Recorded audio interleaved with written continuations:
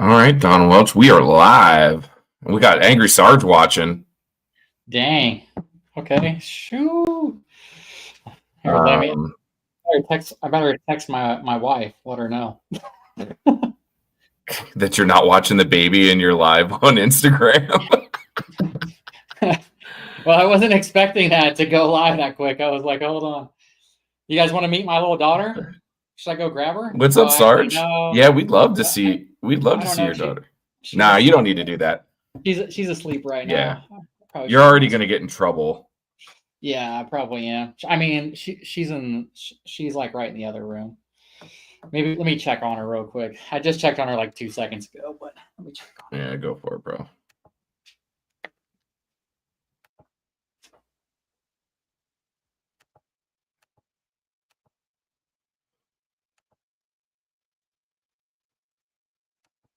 Yeah, Sarge, you know best. Don't wake her.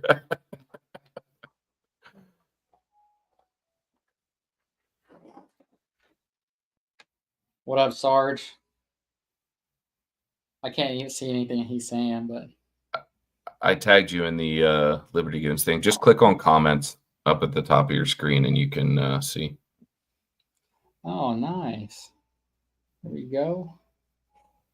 What it do? What it do? What Goonin. it do? Goonin. Goonin. Goonerific. Straight goonin. Let me get my other one here. We got two people watching now. Who else is out there? Sorry guys, we're new to this whole technology game, so bear with Don and I on this one. I'm in a hotel room in Richmond, Virginia, folks. Don's setup is looking actually pretty spicy tonight, dude.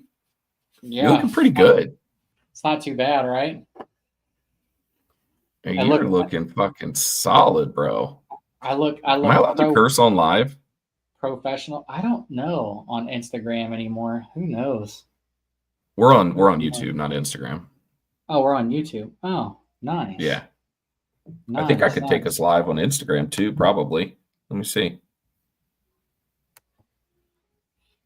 Liberty Can you Goons. hear my wife scream at me when she walks in the door? Get these groceries. She's gonna watch. Let me see if I could take us live on Instagram too. I don't know if I can or not, but I'm gonna try.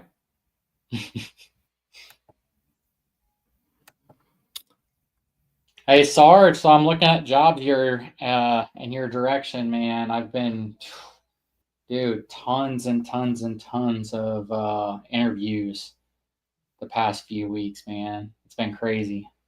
So you might have a new shooting buddy. I mean, we love that. All right, live video. Oh, I think I figured this out. Man, I'm not as dumb as I think I am sometimes, bro.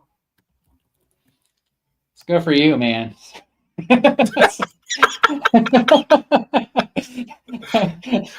mean, I'm still pretty fucking stupid, but oh shit. Oh, man. I thought I was getting rid of this auto adjust stuff. In case you guys don't know, this is shot in 4K, but like if I move my hand, then it auto adjusts. Then I open it back up and then it adjusts again.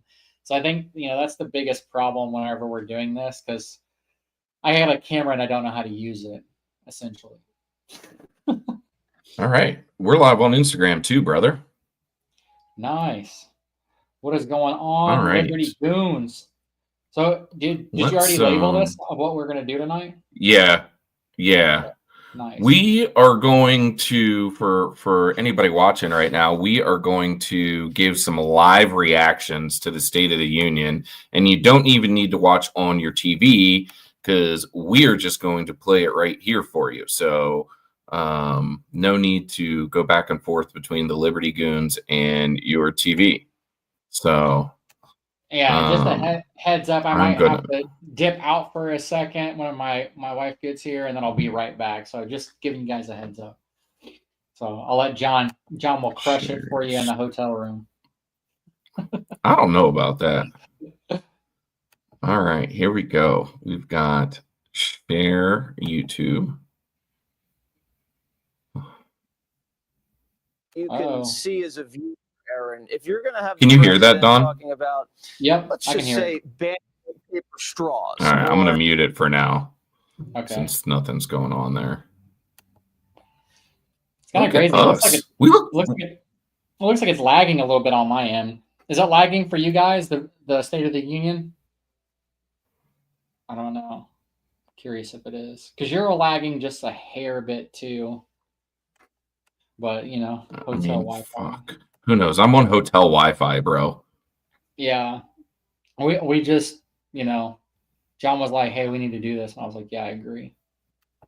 So he's doing everything he can for you guys. Just working, for y'all. Working, getting in the hotel room. Hasn't even ate yet, I haven't. Bro, and guess what? I'm so bad. I got fucking Golden Corral tonight. I wanted fucking meatloaf. I haven't ate at Golden Corral in so long. Oh, dude. All right, let me walk out of here. I'll let you guys do your thing real quick. All right, buddy. Who else we got out there right now? Sarge, is it coming through good for you?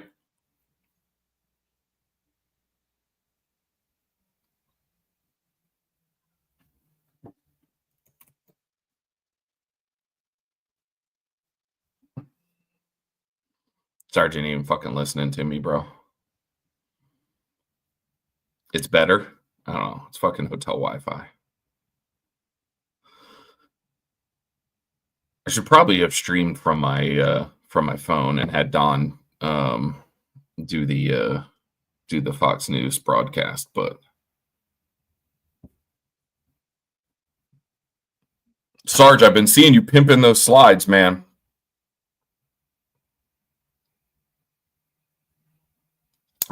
There's our new FBI and ATF director, Kash Patel, holding it down. I think that's JD Vance's wife, right?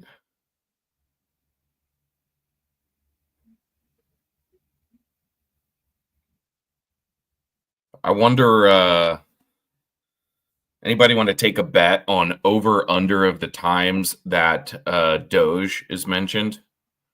What are we thinking, like plus or minus like 15?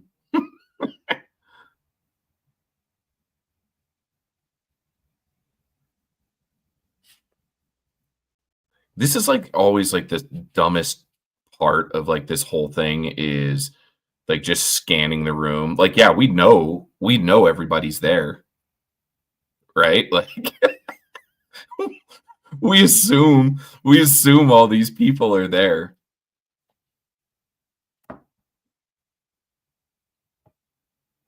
Sarge 100 times. It's possible. It is definitely possible. Jesse Waters was just saying earlier when I was watching, he was asking if we were going to have like a surprise visit from Zelensky and he was going to pop out and just be like, surprise. I don't think that's happening though. Got to make sure I get the Liberty Goons logo in there. At least 47. I see what you did there, Sarge. I see what you did there.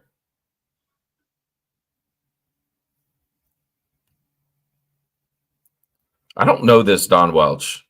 Raise your hand if you're a fan of Don Welch and he's not giving all of his time to the Liberty Goons now. He's got a baby and stuff.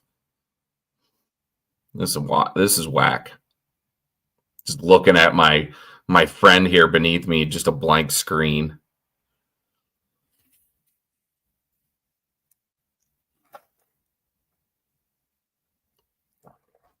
Man, so the State of the Union here, it's an interesting one. So like my favorite thing to do every year with the State of the Union is I like to break out my phone and use the Snapchat filters on whoever the president is because it's fucking fantastic.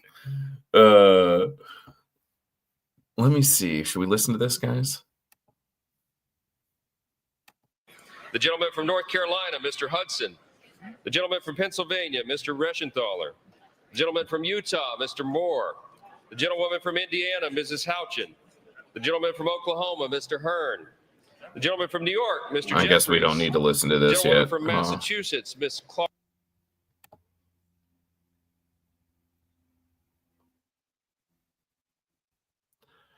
Yeah, it's every year on these things, like I'm more interested in seeing what like the opposition actions are. Like they were talking about Ilhan Omar earlier was talking about like maybe everybody's just going to stand up and leave, which is like laughable. You know, it to me, it's just a sign that they are not trying to get anything done. They're just a party of people that want to put on a scene, that want to be the opposition to whatever it is. It doesn't even matter if they believe in it or not. They just like want to be the opposition. It's like kind of humorous in some respects. Oh, we got a baby.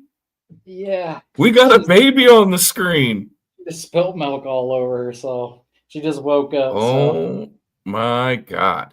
Say hello, Liberty Goons. What's up? This is your Uncle John that you're not allowed to talk to until you get older. Say what's up, Uncle John? What's up, Uncle John? Oh my God, she's adorable. She's so little, man. I know. She's adorable. Gotta eat. Here. I figured I'd come This in is here. the first time. Mark she this doesn't- on history. This is the first time we've had a baby on the channel. So it's rated PG. Sarge says it looks like she outshoots you already. She definitely shoots Facts. the shit. That's Facts. for dang sure. So hopefully she doesn't scream in here. When they haven't started, they haven't said anything in here. Nah, they're just like everybody's coming in right now. Nice. Speaking of shooting, you know, it was a couple episodes ago, Don, where we were like hardcore bagging on Watchtower, and Watchtower filed for Chapter 11 bankruptcy. No way! I didn't even see that. Yeah, and Damn us, dude. their biggest creditor, which I find this to be interesting because I think it could mean like a wild couple different things, but their biggest person that they owe money to is Alpha Foxtrot. Really? So was Alpha Foxtrot making Watchtower 1911s and 2011s? I thought that Watchtower, didn't they make like really, really shitty ARs for like the longest time? Yeah, it was like the ones with like all the weird logos and skeletonized like grips on them and stuff. They were like gold and bright blue and shit like that. Yeah, that's what I thought too. To be honest with you, I don't know, but I will say this. I think that it's very funny that Alpha Foxtrot came out like basically right after that and then started making like a more modern day like 2011, because now they have, I can't remember what the name of it is, but they've even done The like Romulus. the Romulus, that's it. So they've even done that now. But I'm thinking like, was Alpha Foxtrot making Watchtower's guns? Well, more than likely, probably what it was is that they were probably using their short blocks. So using frame, slide, barrel is what I would assume. Or they were using. I mean, they owe them a shit ton of money. Well, probably, if I had to guess, probably frame and slide is probably what they were using. Sorry, I'm getting text messages over here. Frame and slide is probably what I would say that they are using. But I actually, now that I think about it, I think that they're using like a KKM barrel because it's threaded, right? Because they all had comps on them for the most part. Yeah. Not every one of them, but for the most part. So they're probably, I think like a short block is usually around like $1,800. So maybe they were doing like some crazy deal for them for like, I don't know, like $800, like half off or some crazy shit like that. And then they were end up selling the guns for like $3,500. I don't know, but even when they were making their guns, it didn't really seem like a winning business to me the way that they were doing it. Not that their guns weren't, not that their guns, like their 2011s, like yes, they had a ton of problems in the beginning, but they were nice 2011s. It takes a while to fine tune a 2011. You can have a great company make a 2011, but if you I don't know if like the ejector isn't tuned properly or mags aren't tuned properly. I mean, there's a whole list of issues that can have issues, and it could be something so stupid that the average user just not going to know how to do it. Like, I don't know, 1911s and 2011s. Like, if you're not somebody who really wants to dive in that game and like really understand the mechanics, I would say probably just don't do it, because it can be an absolute headache if it's not something that you're passionate about. It's not a Fire Striker where everything's swappable, All right, I'm gonna turn the volume on here. Even if you want to do like a trigger in 2011, when the speaker is cheerful, the trigger down, like there's so much stuff to do. Lays out where he will one day say where he believes we're headed. And based on some of the things we're all hearing and seeing and reading here in the last few minutes, the president's ready to take. I will say this: I don't know if you watched the Texas-Mexico case why today. Momentum is back. And I did. You'll have to address some of the tough questions. Yeah, I watched Jared's live stream of it. Well, the recording of the live stream. When they choose not to. I actually watched Box's Diner, and I thought he had a pretty good outtake on it. I don't think that we're going to get what we President want. Trump will say, we're going to win. The excerpts, our like, we're confidence is back. Win. Our spirit but we would is rather back. have like a broad winning, like a broad win, than a very like, oh yeah, she won, but it's only specific to Mexico. Like, we would like it to cross the board.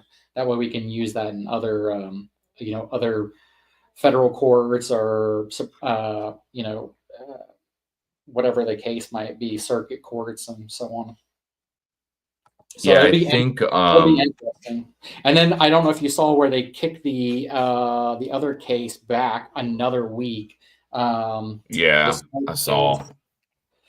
So I don't know, man. The Snopes case is weird. Like, they're like, I don't like. Part of me says like, well, if they're going to keep cooking it back, like then they could have just said no, right? Because it's not like they haven't had enough time to write about it. Like, you've had. I think if they were going to say no, they just would have said no. I mean, at this point, because like we just saw it this past week. They denied, I think it was something like 48 cases or something like that, and they immediately wrote pieces to them. So like, you're telling me you don't have enough time since December to write a response? Like, I don't know. It's a weird one, but it's one that we absolutely need to have for the Supreme Court, and we absolutely need to win. Oh, 100%.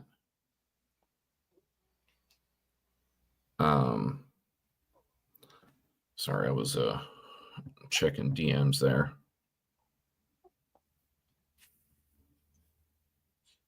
Hey, thank you, Sarge. I just now saw that. Hello, Peter Ducey. He's kind of like the new Tucker Carlson, Yeah, I just don't think he wouldn't be able to like hold a show on his own. Yeah, I don't think he's ever going to be as big, but he's kind of like, he has that character, Oh, for sure. And he's hilarious. Look at him eating McDonald's fries over here. Yeah.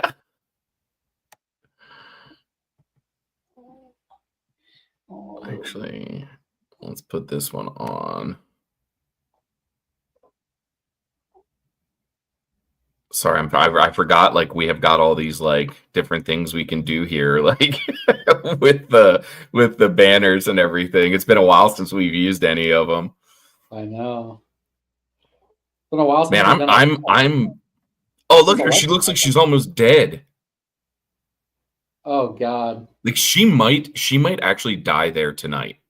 You know, like what was the old Alien movie, like where they're all from like outer space, and like the movie like in the 80s, like the UFOs come to like, you know, like come to America and like take over. That was like all.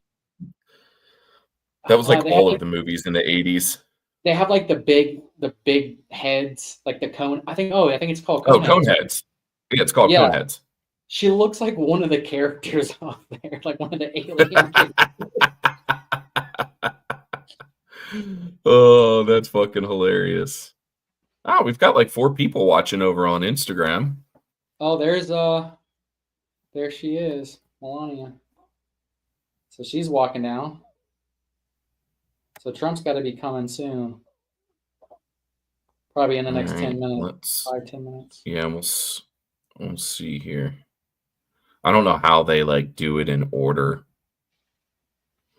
I was telling everybody, Don, while you stepped away to grab the baby, that my favorite part of the State of the Union before was that I used to break out Snapchat filters and hold my phone up and put like the funny heads on the president while he was talking. That's hilarious. Shout out Melania.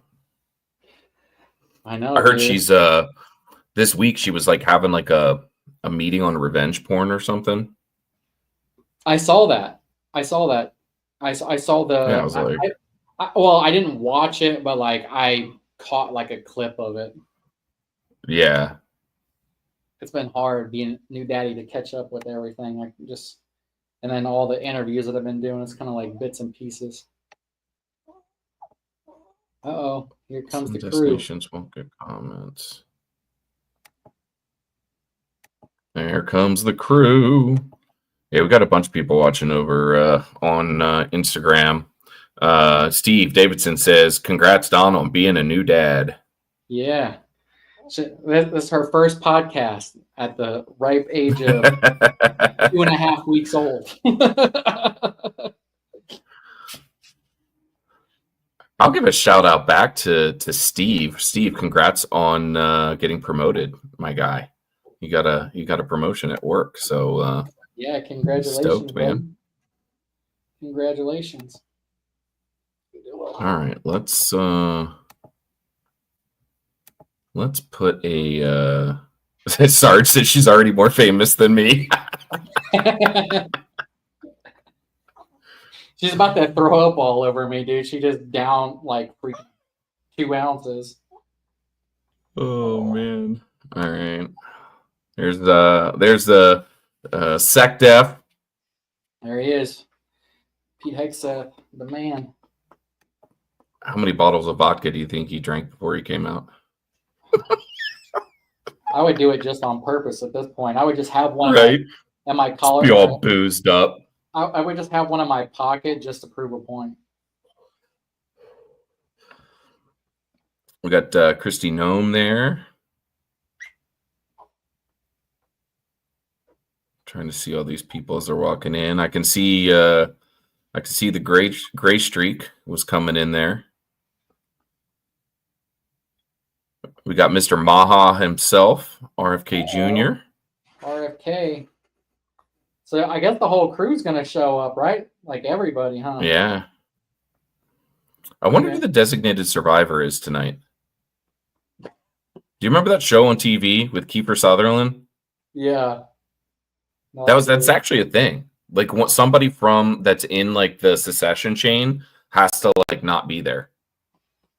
Yeah, I know that. I don't know. I know that there's a bunch of anybody out there here who the designated survivor was?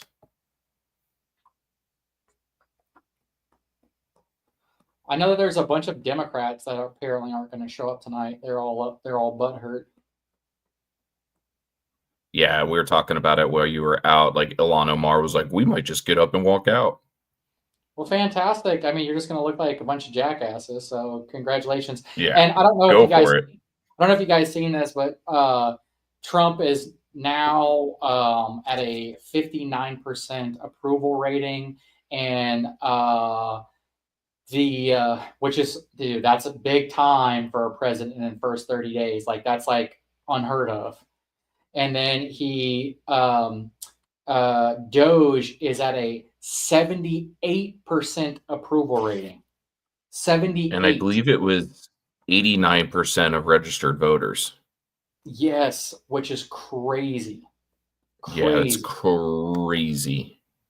Like, you know, as long as Trump doesn't make any stupid mistakes, you know, like we're probably going to win Congress back even more, and we'll probably even win more in the Senate next. The VA secretary is the designated survivor tonight. Interesting. What was Kiefer Sutherland's character? He was the HHS, I think, or HUD. Yeah, I think that's what he played in that. All right, let's. We should be getting pretty close here, I think. You don't even know that you're on TV. Stripped off all your clothes I try to put on you. Let's listen in here, guys, and see where we're at. Of driving up prices normally, so there's some concerns there. I suspect she will point to that, as you point out, Brett. Give me a thumbs up, guys, if you can hear that audio. If you've ever done it and had any impact with it, it's usually people turn the television off after the president's speech is over. They may listen to a little analysis, and that's about it. So I think it's a tough job for her. I don't envy her the task, but I expect she will focus on prices, the price of eggs in particular. If you remember the response, it's usually for the wrong reason. So we'll see. Oh, my cousin was watching tonight. As we're waiting for the Sergeant of Arms to bring in the president, the cabinet is still making their way down there. Tulsi Gabbard, the new Tulsi looking good tonight. Business administrator, and did a good speech like 2 days ago. In the very good there. Speech. Yeah, they're running a little behind. There's Linda McMahon. I'm really, Tulsi, if you ever watch this, I'm really sorry about the stuff I said about you in the past. We saw earlier today. I still want to see how she pans out. Getting these cabinet members through. I was more talking about my degrading sexual comments that I made in her direction. These people will never get confirmed, but this is a president who I apologize, Tulsi. You didn't deserve that. You deserve trying to shoot a shot. Yeah. She did deserve the watch list, which, by the way, Don, as well as they listen to what the president has laid out. You've been added to the watch list. As we wait for this, we expect any moment the president's going to walk in. I don't leave home without my stuff. I might be in a hotel, but because this is a rocky issue for him to grapple with. Thanks for the thumbs up, Sarge. Scene was off. I feel that I know that President Trump has talked about tariffs a lot, but mainly when he Steve, we actually already removed her from the watch list.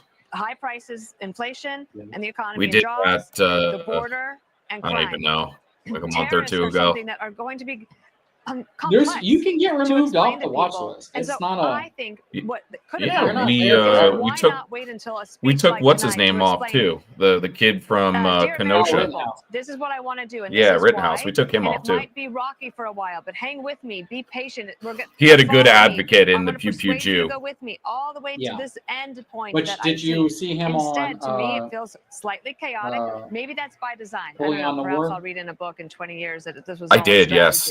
But I think he was on Fox again. And back and forth. And then you have I think that was like a couple days ago. He was on tariffs and then defend the pulling back of tariffs. And did you in the meantime, people did you see Coleon's latest video on how like concealed carry reciprocity is broken already because like New Jersey, which Don, you and I have talked about it a lot.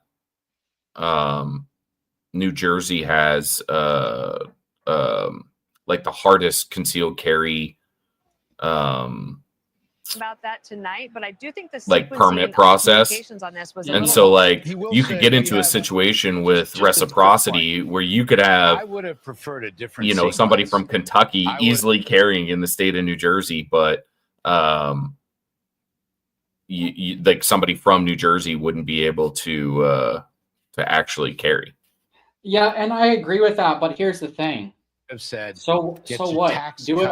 Go ahead and do it, and it's going to put massive pressure on everybody. The tax cuts really Yeah, give I agree. people I agree. monetary He's not saying we as I shouldn't say, do it. He's just saying it would be middle-class broken wallets. as soon as There we did will it. be some belt Well, I tightening think on that the they should tariffs. do it. I don't think I it's think gonna what be they that should do bad, is put it and it in needs to be explained. when they do But it. They in should the put it first in term, as the tax cuts came first, and then the tariffs this is came. what you need And to I do wish to they have a had the concealed sequence carry the same license. this time around. You He know, will say Yeah. we have accomplished more in 43 days than most administrations accomplished in 4 years or 8 years, you know, and a we're just 20 getting question started. test at the We end. forget that and some of that's this it. speech, maybe Done deal. a And then make it significant part, neutralize Harold, across the is board. going to be about foreign policy. And In the it wake of what costs just $10 happened in the Oval Office with President deal. Zelensky, I mean, even ours in Texas, I don't know. I asked Sarge because I haven't done it in so long, but I think ours is like $35 for the weekend he was you in know, Europe. to It's get the out. He license, made and a I think post it's today like that suggested $50 he, for the course. Zelensky, is ready to go forward. In And we may Jersey, hear that like if President you Trump want to is go getting through to the that whole point too process tonight of on the going to the minerals deal course that and takes it getting to the next step the in permit, negotiations. He and then you have promised, to buy a permit to stronger- buy a stronger handgun, economy, promised and then you got to taxes pay on for the ships and ending handgun, wars. and then yeah, like it was like People wanna $1,000 hear, I bucks. think all of that. Yeah. We were all alarmed last week. We That's had a great week ridiculous. last week, Brett, as you interviewed those 3 Yeah, leaders. that's To see that meeting end It's like it insane. did had to be disheartening for the president, both presidents. So if he talks about that tonight, But yeah, with I some say do the progress, national and he can talk about a reciprocity mineral because deal being I'm gonna- closer, for I think it'd me, be good for him. It'd be I good for mean, that's why security they have to guarantee do this that magazine architecture we built in ban, Europe, and for AR Ukraine. ban, all So that we hear the stuff, the gavel semi-automatic from weapons. Speaker All right. Johnson, Have and that we at are the Here ready we for go. Sergeant at Arms William McFarland to announce the president. There he is. There's Donnie boy. There he is. You're Donald Trump. His hair's looking awfully puffy tonight. No, he's flowing, bro. Why does Melania look so concerned? Does she know something we don't know? I don't know. On my end, when we're watching this, it skips a little bit, but the audio sounds like it's on track. I know I should have had you stream this side of it. Yeah. Oh, you don't have YouTube TV though, do you? Yeah, I think I do. I need to figure out what my login is, but I have it on my. Oh, actually, it probably is streaming on YouTube, to be honest. That's true. Oh yeah, guaranteed it is. It's on Fox. Yeah. Guaranteed it is. Well, it's on every station, so I'm assuming yeah, it's every probably news somewhere on. Yeah. Let's just say I don't have high speed Wi-Fi right now.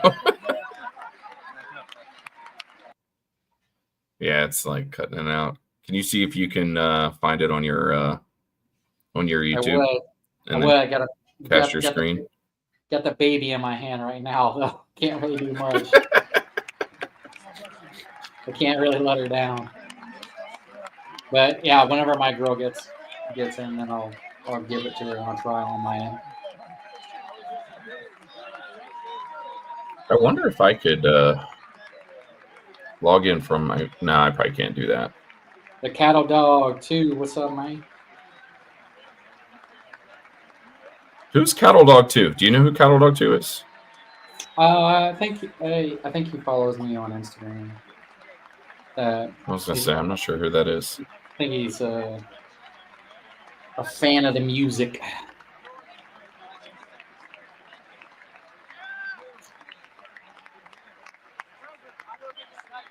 I didn't even see Caleb was in here. What's up, Caleb?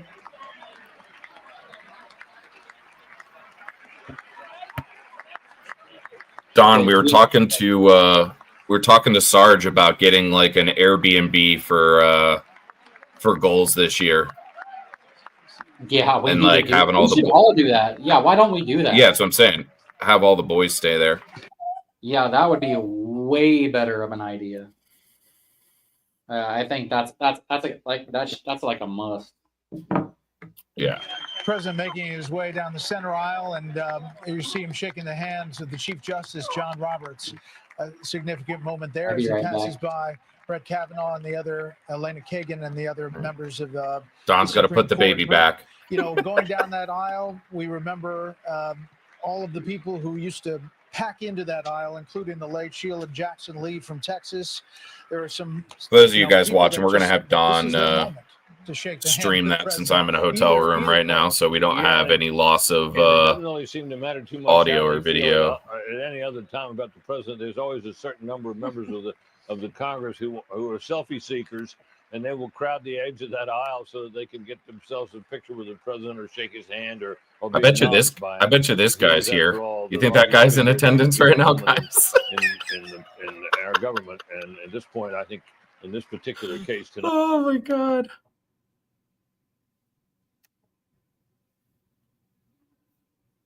That guy's legitimately in charge of. It's the my door was open. The largest figure that wasn't in good. American political history, certainly at this. Good thing I'm armed in this hotel room. He's shaking hands of some of the generals in the front row here, and just to keep in mind with the Supreme Court justices, he's got a couple of big cases before them. We're gonna fix this as soon as Dawn gets back, guys. For any of you that are just joining us, I am right now. I am in a hotel room in Richmond, Virginia for work, so I don't have my normal setup. In the coming weeks and months. For those of you guys that are familiar with hotel rooms, obviously I am at a Residence Inn, the creme de la creme of hotels.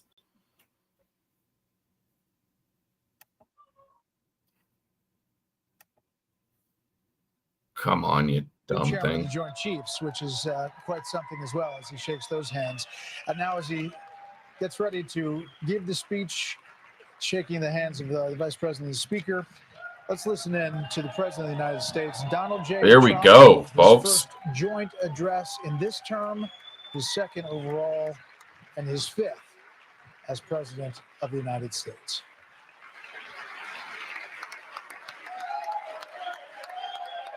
Feel free to post any questions or anything in the comments here, and we'll get to them along the way.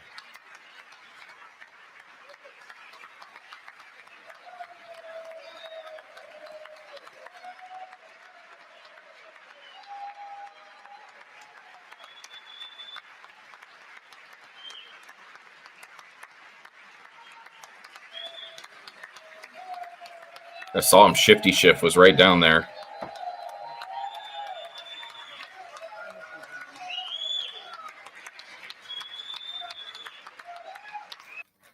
No, don't stop the thing now. Don, hurry up and get back.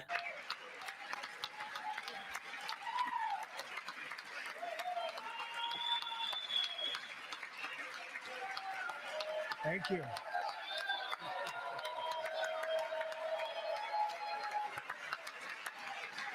All right. Sarge set the over-under on 47 mentions of Doge.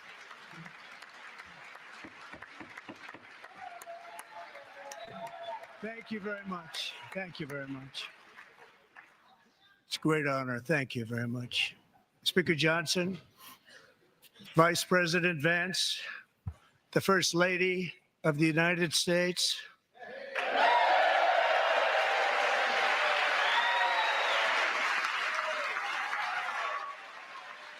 What an applause for Melania. I don't think Jill got that applause, did she?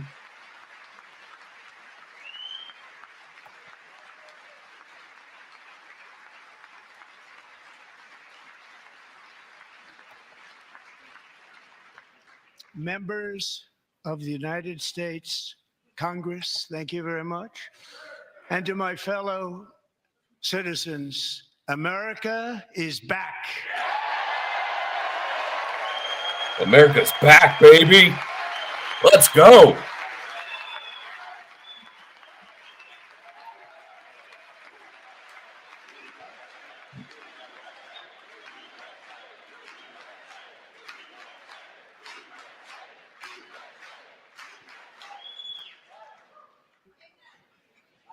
Six weeks ago, I stood beneath the dome of this Capitol and proclaimed the dawn of the golden age of America. From that moment on, it has been nothing but swift and unrelenting action to usher in the greatest and most successful era in the history of our country.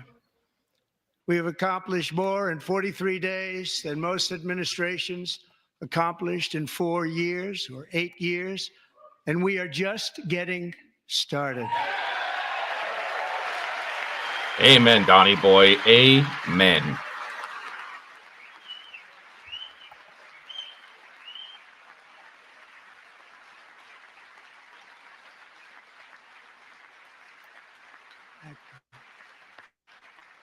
I return to this chamber tonight to report that America's momentum is back, our spirit is back, our pride is back, our confidence is back, and the American dream is surging bigger and better than ever before. Damn right it is, brother. The American dream is unstoppable, and our country is on the verge of a comeback, the likes of which the world has never witnessed and perhaps will never witness again. There's never been anything like it. The presidential election of November 5th was a mandate like has not been seen in many decades. We won all 7 swing states, giving us an electoral college victory of 312 votes.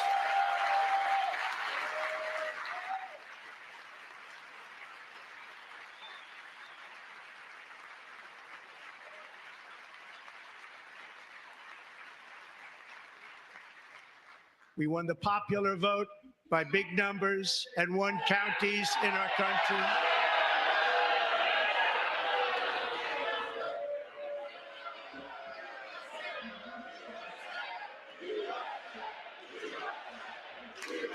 Sit down, old man.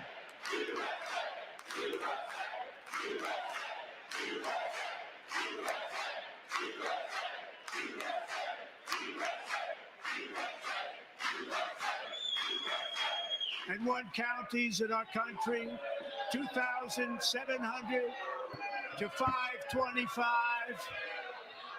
on a map that reads almost completely red for Republican. 2,700 to 525.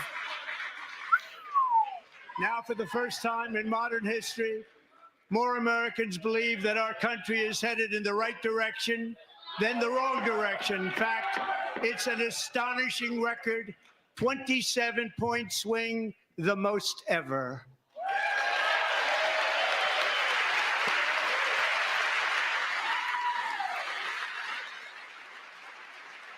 Yeah, Tom Homan.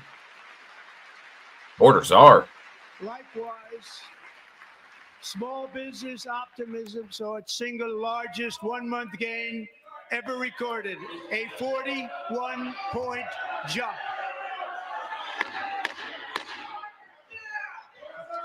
Members are directed to uphold and maintain decorum in the House and to cease any further disruptions. That's your warning. All right, well, this is off to the craziest start that we've ever seen. Breach of decorum, and the chair is prepared to direct the Sergeant at Arms to restore order to the joint session. Monkey Boy gonna kick these motherfuckers out. This is getting spicy. Don needs to get back into the studio. This is getting good. Kick their asses out.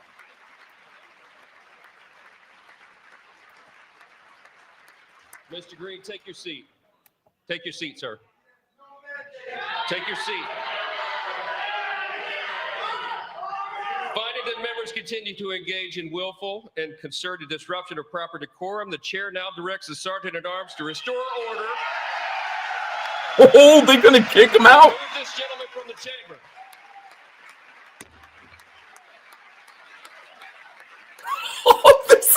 This is the spiciest shit we've seen in a long time, guys. You were here with the Liberty Goons to see it. This is fantastic.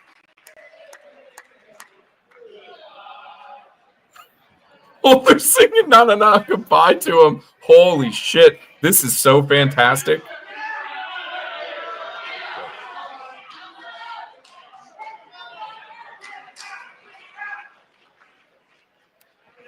Members are directed to uphold and maintain decorum in the House.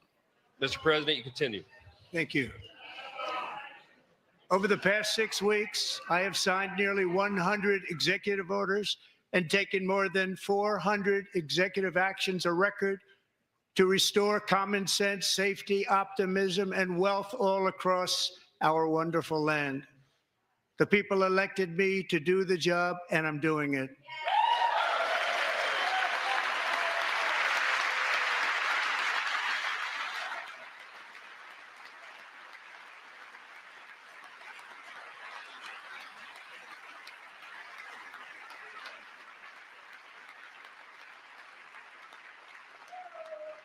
In fact, it has been stated by many that the first month of our presidency, it's our presidency, is the most successful in the history of our nation.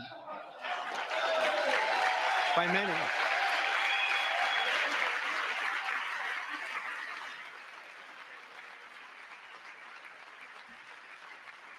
And what makes it even more impressive is that, do you know who number 2 is? George Washington. How about that? How about that? I don't know about that list, but we'll take it. Within hours of taking the oath of office, I declared a national emergency on our southern border, and I deployed the U.S. military and Border Patrol to repel the invasion of our country. And what a job they've done. As a result, illegal border crossings last month were by far the lowest ever recorded, ever.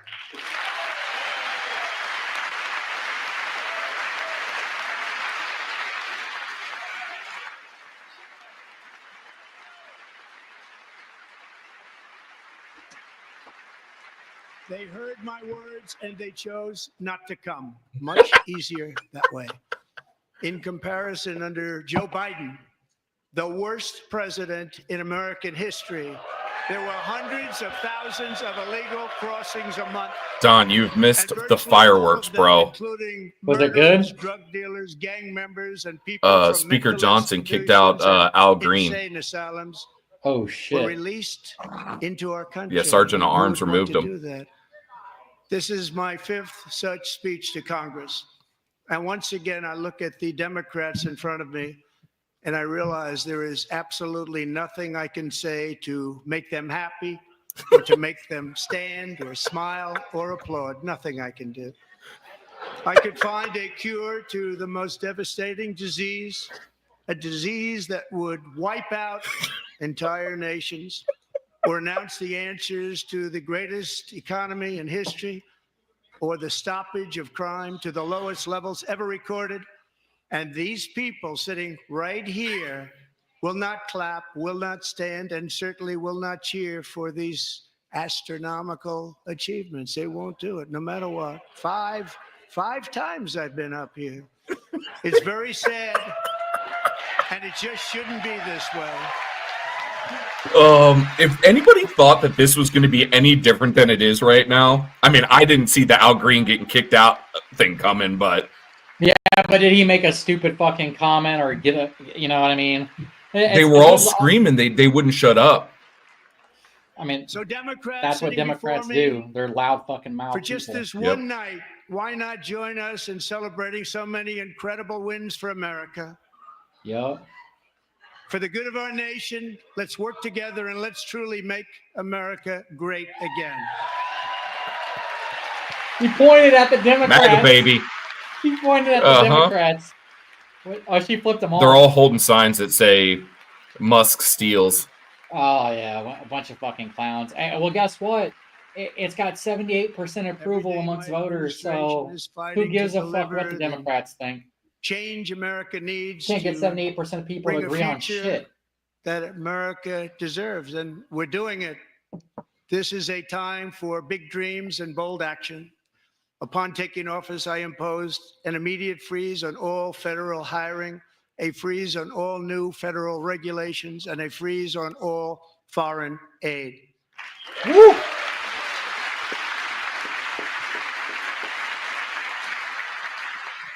Yep. I terminated the ridiculous Green New Scam. I withdrew from the unfair Paris Climate Accord, which was costing us trillions of dollars that other countries were not paying. I withdrew from the corrupt World Health Organization.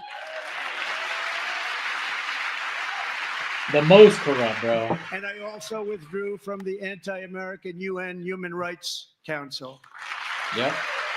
The Inhuman Rights Council. We ended all of Biden's environmental restrictions that were making our country far less safe and totally unaffordable.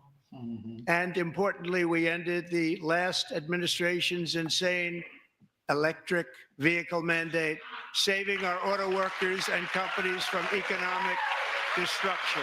Honda is taking manufacturing to the US of A. Let's go. America's back, baby. To unshackle our economy, I have directed that for every one new regulation, 10 old regulations must be eliminated, just like I did in my very successful first day. Amen to that.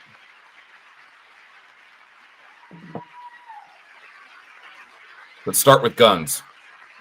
Yeah, facts. Term, we set records on ending unnecessary rules and regulations like no other president had done before. Yeah. We ordered all federal workers to return to the office. They will either show up for work in person or be removed from their job. As they should be. Deuces. If I gotta show up, you gotta show up, bud. Yep. Marjorie Taylor Greene. that Trump's right about everything had on. For example, a sitting president is allowed to viciously prosecute his political opponent, like me. Yep. How did that work out? Yep. Not too good. Not too good. You know who started all that, Don? That guy. No. That guy started all of it. He's a fucking clown. False. False. What are these guys doing? All government censorship and brought back free speech in America. It's back. That's us right here, baby. Free speech right now. That allows those dumbass Democrats to put false up there right now. And 2 days ago, I signed an order you can thank Trump for that. the official language of the United States. English, the official language. I told you my story about that, didn't I, Don? About my hometown. My family got mad at me. Bro, like, I mean, like, that is absolutely freaking Mexico, perfect. The Gulf of America.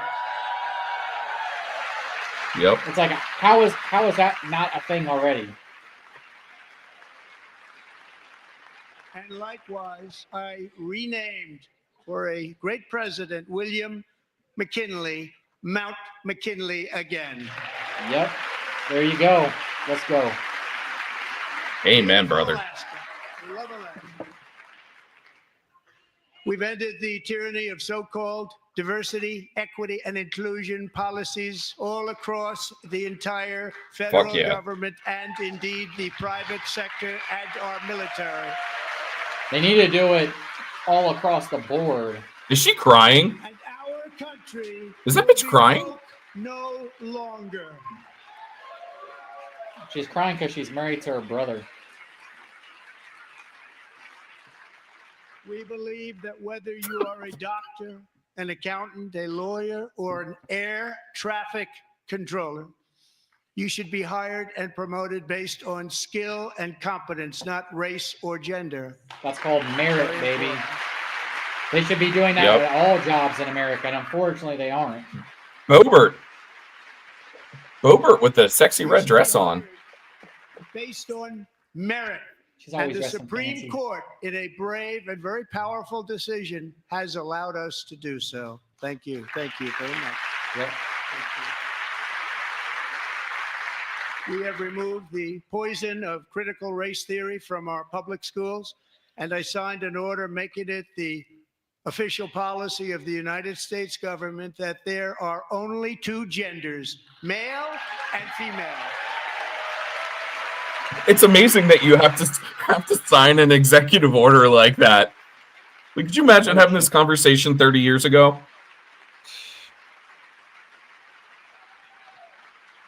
I also signed an executive order to ban men from playing in women's sports.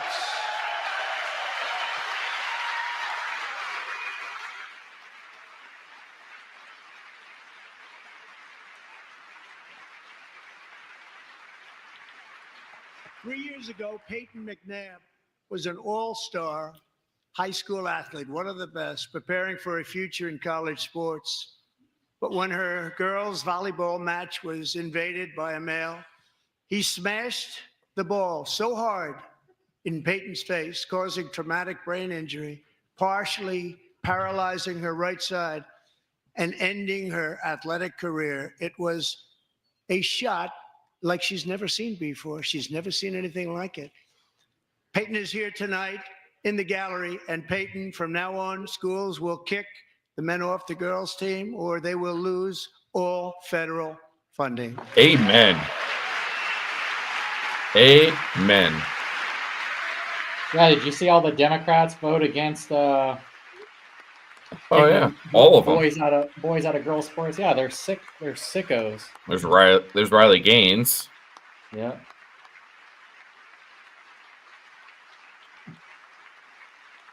Supposedly there's going to be some surprise guests tonight.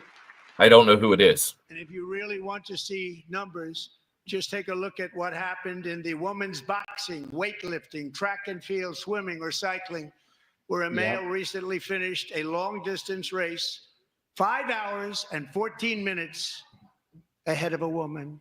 Wow. A new record by 5 hours. Broke the record by 5 hours. Insane, It's bro. demeaning for women. And Democrats, very bad for our country. and Democrats are We're like, not gonna "Oh, I'm put for up with women." it No, you're any not. longer. You're not for women. No, you're not. As somebody with a little, a baby girl, like I want my baby girl to have a chance to be able to, Nancy can't even clap for that. Look at that old hag. She can't even clap for that. Well, she can't clap anyways, bro. She's too old. She'll break her hands. hands. Fraction of the common sense revolution that is now, because of us, sweeping the entire world. Common sense has become a common theme, and we will never go back. Never. Never going to let that happen. Among my very highest priorities is to rescue our economy and get dramatic and immediate relief to working families. As you know, we inherited from the last administration an economic catastrophe and an inflation nightmare. Amen.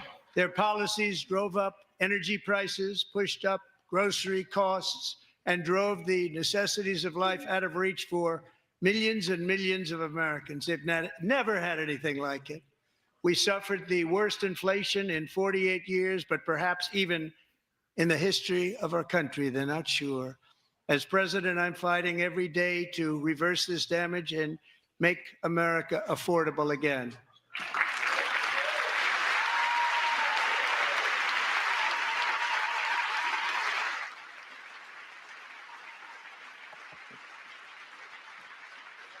I don't know. I'll pay more for eggs just to see these bitches continue to cry. The price of eggs get out of control.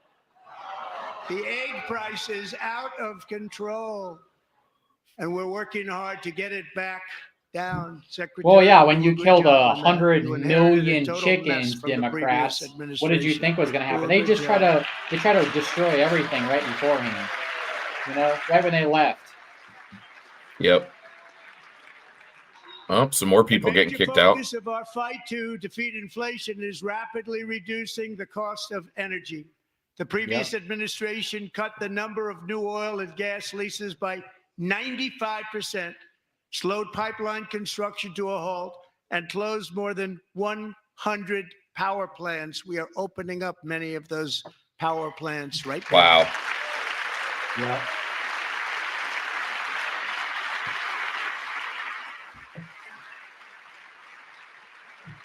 And frankly, we have never seen anything like it. That's why on my first day in office, I declared a national energy emergency. As you've heard me say many times, we have more liquid gold under our feet than any nation on earth, and by far. And now I fully authorize the most talented team ever assembled to go and get it. It's called Drill, baby, drill. Mike Johnson looks like he has to go to the bathroom. I think he's been holding it for a while or something.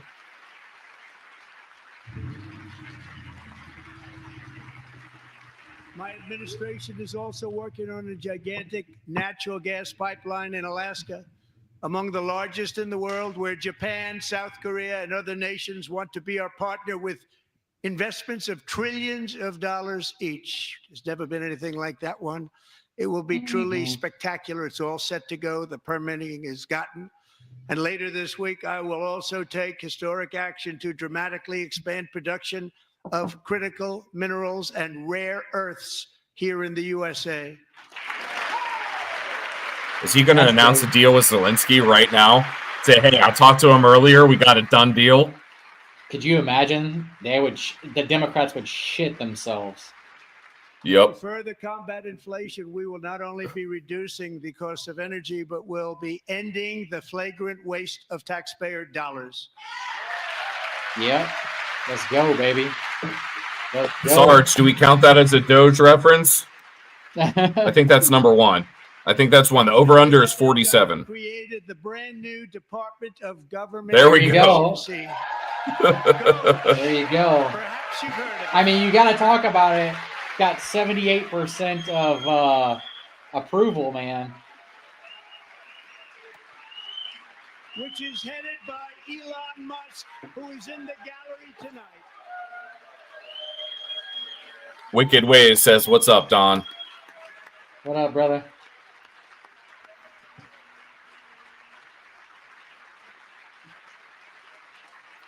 Hopefully you got some Zemo in your lip there, Mr. Wicked. Thank you, Elon. He's working very hard. He didn't need this. He didn't need this. Thank you very much. We appreciate it. Everybody here, even this side, appreciates it, I believe. You said Doge too? They just don't want to admit that. Yeah, that's Just facts. listen to some of the appalling waste we have already identified. $22 billion from HHS to provide free housing and cars for illegal aliens. $45 million for diversity, equity, and inclusion scholarships in Burma. $40 million to improve the social and economic inclusion of sedentary migrants. Nobody knows what that is. $8 million to promote LGBTQI+ in the African nation of Lesotho, which nobody has ever heard of. $60 million for indigenous peoples and Afro-Colombian empowerment in Central America. $60 million. $8 million for making mice transgender. That's insanity, bro. This is real. $32 million for a left-wing propaganda operation in Moldova. $10 million for male circumcision in Mozambique. $20 million. This is your tax dollars, people. Sesame Street. Yep. In the Middle East. It's a program. That's crazy, bro. $20 million for a program. $1.9 billion to recently created decarbonization of homes committee, headed up, and we know she's involved. Just at the last moment, the money was passed over by a woman named Stacey Abrams. Have you ever heard of her? Trump is naming names tonight. Consulting contract for lavish fish monitoring. $1.5 million for voter confidence in Liberia. $14 million for social cohesion in Mali. $59 million for illegal alien hotel rooms in New York City. Bro. He's a real estate developer. He's done very well. He's a fucking idiot. $250,000 to increase vegan local he climate is a action fucking communist, innovation. bro. Cory Booker is a Zambia. fucking communist. $42 million for social and behavior change in Uganda. What the $14 fuck, million for improving public procurement in Serbia. $47 million for improving learning outcomes in Asia. Asia's doing very well with learning. I don't know what we're doing. We could use it ourselves. $101 million for DEI contracts at the Department. You should have said, with all of these Democrats Education, over here, we could have the used most ever that. paid. Nothing Right. even like it. Under the Trump administration, all of these scams, and they're far worse, but I didn't think it was appropriate to talk about them. They're so bad. Many more have been found out and exposed and swiftly terminated by a group of very intelligent, mostly young people, headed up by Elon, and we appreciate it. We found I wish you would have said it hundreds in of big billions balls. of dollars of fraud. I wish you would have said that, bro. Why didn't he bring Ashley St. Clair as his date? That's funny. Hey, man, I love Elon right now, dude. I don't even give a shit. Our debt to fight inflation and other things. Taking back a lot of that money. We Facts, got it just Caleb. in time. This is just the beginning.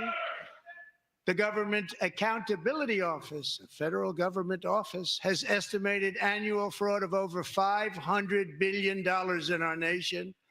And we are working very hard to stop it. We're going to. We're also identifying shocking levels of incompetence and probable fraud in the Social Security program for our seniors, and that our seniors and people that we love rely on. Believe it or not, government databases list 4.7 million Social Security members from people aged 100 to 109 years old. It's insane, bro. It lists 3.6 million people from ages 110 to 119. I don't know any of them. I know some people that are rather elderly, but not quite that elderly. 3.47 million people from ages 120 to 129. 3.9 million people from ages 130 to 139. 3.5 million people from ages 140 to 149. And money is being paid to many of them. And we're searching right now. In fact, Pam, good luck. Good luck. You're going to find it. But a lot of money is paid out to people because it just keeps getting paid and nobody does. And it really hurts Social Security and hurts our country. Yeah, it hurts my fucking pocket. From ages no shit. 150 to 159 and over 130,000 people, according to the Social Security databases, are age over 100. Are they saying lies in the background? Brother, like they got the information false. right there. They have the information. Yeah, it's right there.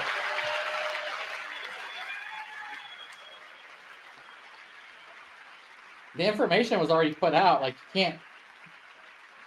Like it's facts. Including, to finish, 1,039 people between the ages of 220 and 229. One person between the age of 240 and 249, and one person is listed at 360 years of age. I just looked it up. There's 89,000 people in the United States over 100. Older than our country. Only 89,000. 0.02% of the population. We're going to find out where that money's going, and it's not going to be pretty. By slashing all of the fraud, waste, and theft we can find, we will defeat inflation, bring down mortgage rates, lower car payments and grocery prices, protect our seniors, and put more money in the pockets of American families. Amen to that. You know what will kill them, the Democrats, bro? He says, oh, by the way, this is all the money that we've restored back. By the way, here's $5,000 to every single person of your own money back to you. Beautiful drop. That would destroy Democrats in the forever, bro. Near future, I want to do what has not been done in 24 years. Balance the federal budget. We're going to balance it. You know what? And that process is so simple. Extremely simple. Like, it is. Like, we all have to do it on a daily basis. Yeah. It's simple. Yep. With that goal in mind, we have developed in great detail what we are calling the Gold Card, which This is a goes great on sale fucking idea. very, very soon.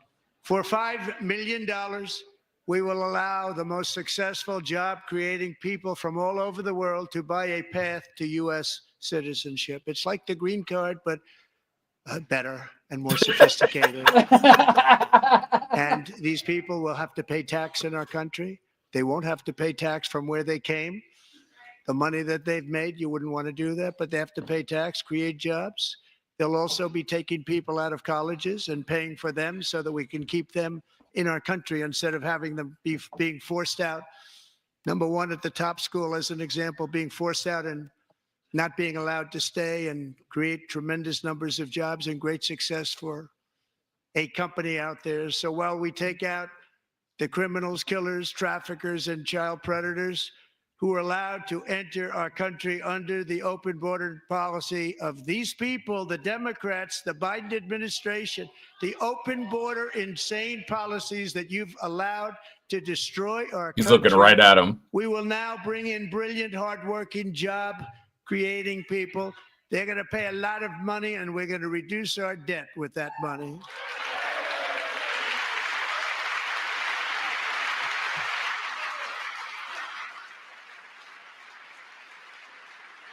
That's wild, Caleb. Americans have given us a mandate for bold and profound change. For nearly 100 years, the federal bureaucracy has grown until it has crushed our freedoms, ballooned our deficits, and held back America's potential in every possible way. The nation founded by pioneers and risk takers now drowns under millions and millions of pages of regulations and debt. Approvals that should take 10 days to get instead take 10 years, 15 years, and even 20 years before you're rejected. Meanwhile, we have hundreds of thousands of federal workers who have not been showing up to work. My administration will reclaim power from this unaccountable bureaucracy, and we will restore true democracy to America again. Amen. And that's the thing with this is that, like, these regulations, you want to build a building and it'll take you 20 years to get, like, the permits to do it. Well, that's why California sucks so bad for, right? Why they have so many issues. Yep. California Coastal Commission. Yeah. It's very simple. And the days of rule by unelected bureaucrats are over.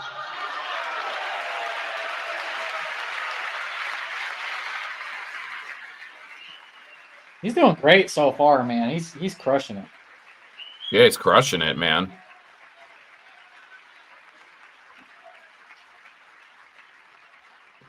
And the next phase of how do y'all think he's doing so far? The greatest economy in history is for this Congress to pass. Compared to Joe Biden being all fucking cracked out, they're waiting for you to it's vote. like a night and day difference. And I'm sure that the people on my right, I don't mean the Republican right, but my right here, I'm sure you're going to vote for those tax cuts, because otherwise I don't believe the people will ever vote you into office. So I'm doing you a big favor by telling you that. Yeah. This group is going to be voting for the tax. Protect veterans. Get the fuck out of here, Dems. You don't give two shits about our veterans. No, they just... You fucking warmongers. They just try to get them to make it where they couldn't even have guns, all the veterans. After, you know, so like, what are you talking about? First term, a very big the VA was a fucking mess before Trump. And then as soon as he left, it became a whole other mess again. And to get urgently needed relief to Americans hit especially hard by inflation, I'm calling for no tax on tips, no tax on overtime, and no tax on Social Security benefits for our great seniors. Do you hear that, people? He didn't say he was going to take away your Social Security or your Medicaid. He said no tax on Social Security benefits. So shut the fuck up. Exactly. And I also want to make interest they pay their taxes on too. Car loans tax deductible, but only if the car is made in America. Yep. Amen to that. And by the way, we're going to have growth in the auto Exactly, industry like Sarge. nobody's ever seen. Plants are opening up all over the place. Deals are being made. Never seen. That's a combination of the election win and tariffs. It's a beautiful word, isn't it? That, along with our other policies, will allow our auto industry to absolutely boom. It's going to boom. Spoke to the majors today, all three, the top people, and they're so excited. In fact, already numerous car companies have announced that they will be building massive automobile plants in America, with Honda just announcing a new plant in Indiana, one of the largest anywhere in the world. Wouldn't it be amazing to see Detroit just boom again? That'd be amazing, honestly.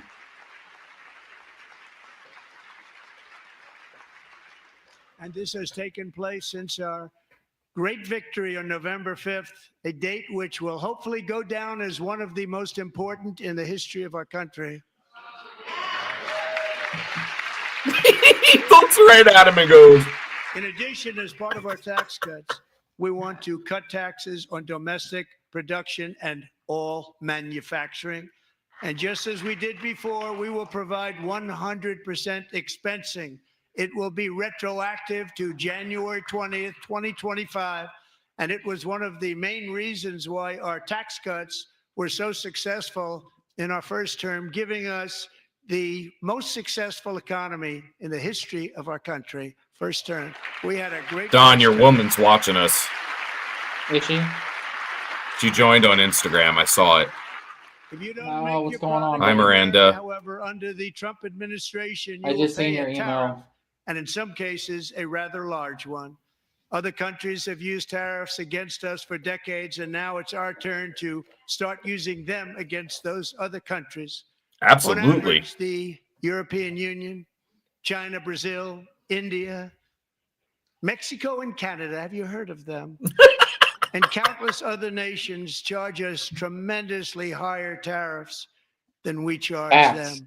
It's very unfair. Facts. India charges us auto tariffs higher than 100%. Holy China's average shit. tariff on our products is twice what we charge them. And South Korea's average tariff is 4 times higher. Think of that, 4 times higher. And we give so much help militarily and in so many other ways to South Korea. But that's what happens. This is happening by friend and foe. This system is not fair to the United States and never was. And so on April 2nd, I wanted to make it April 1st, but I didn't want to be accused of April Fool's Day. That's not, just one day cost us a lot of money. But we're going to do it in April. I'm a very superstitious person. April 2nd, reciprocal tariffs kick in. And whatever they tariff us, other countries, we will tariff them. That's reciprocal, back and forth. Amen. Like, whatever they tax us, that should just be an easy thing. If they're allowed to tax us, we tax them. Yeah, if Canada wants to do something different and they want to quit complaining, then lower our tariffs. Non-monetary barriers to keep them out of our market. There's a lot of that too. They don't even allow us in their market. Yeah, that's a big fact We will too. take in trillions and trillions of dollars and create jobs like we have never seen before. I did it with China and I did it with others, and the Biden administration couldn't do anything about it because there was so much money they couldn't do anything about it.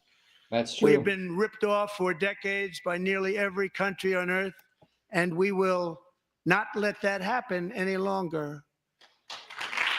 Yep.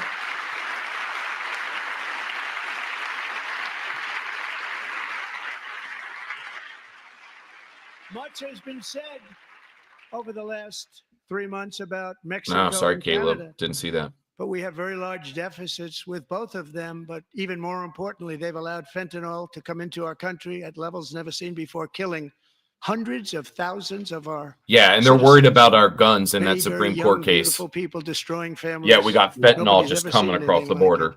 it. They are in effect receiving subsidies of hundreds of billions of dollars. We pay subsidies to Canada and to Mexico of hundreds of billions of dollars, and the United States will not be doing that any longer. We're not going to do it any longer.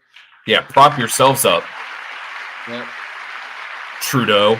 Thanks to our America First policies we're putting into place, we have had $1.7 trillion of new investment in America in just the past few weeks. That's the combination crazy. of the election Insane. and the economic policies that people of SoftBank, one of the most brilliant anywhere in the world, announced a $200 billion investment. OpenAI and Oracle, Larry Ellison, announced $500 billion investment, which they wouldn't have done if Kamala had won. Apple announced $500 billion investment.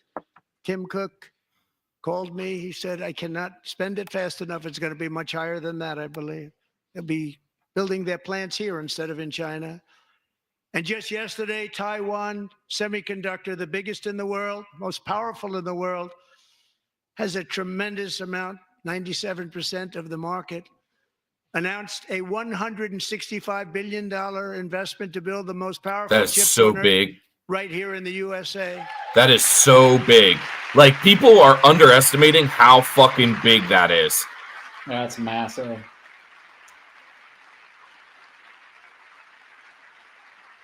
And we're not giving them any Caleb said, but she could have used AI. Horrible. Kamala Harris. Hundreds of billions of dollars.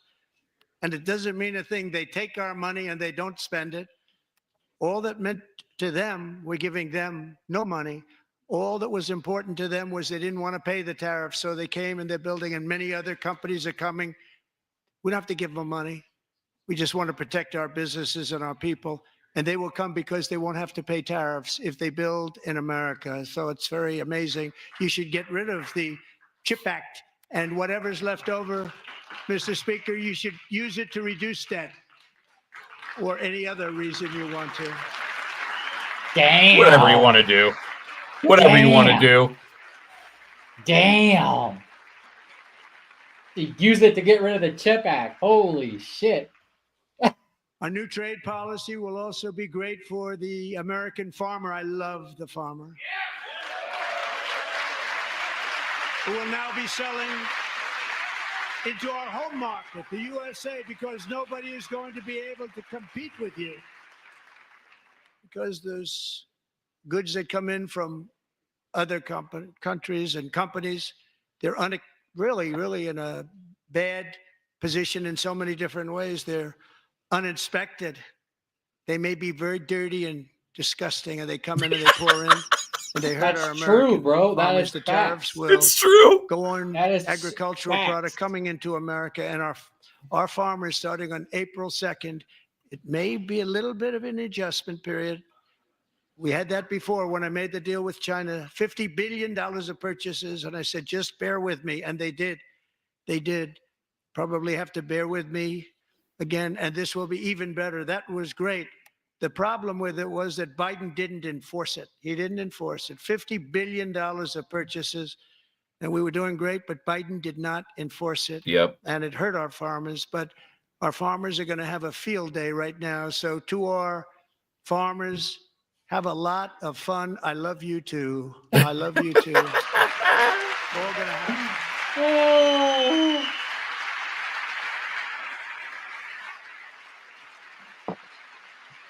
And I have also Shifty shift. imposed a 25% Pocahontas. tariff on foreign aluminum, copper, lumber, and steel, because if we don't have, as an example, steel and lots of other things, we don't have a military, and frankly, we just won't have a country very long.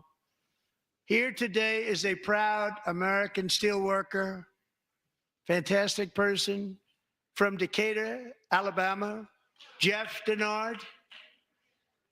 Has been working at the same steel plant for 27 years in a job that has allowed him to serve as the captain of his local volunteer fire department, raise 7 children with his beautiful wife, Nicole, and over the years provide a loving home for more than 40 foster children. Oh, wow. So great, Jeff. Wow. Wow. Kudos to you, guy. Yeah, bro. Big time. That's freaking amazing. These are the American stories we need to hear. Yep. Stories like Jeff's remind us that tariffs are not just about protecting American jobs. They're about protecting the soul of our country. Amen.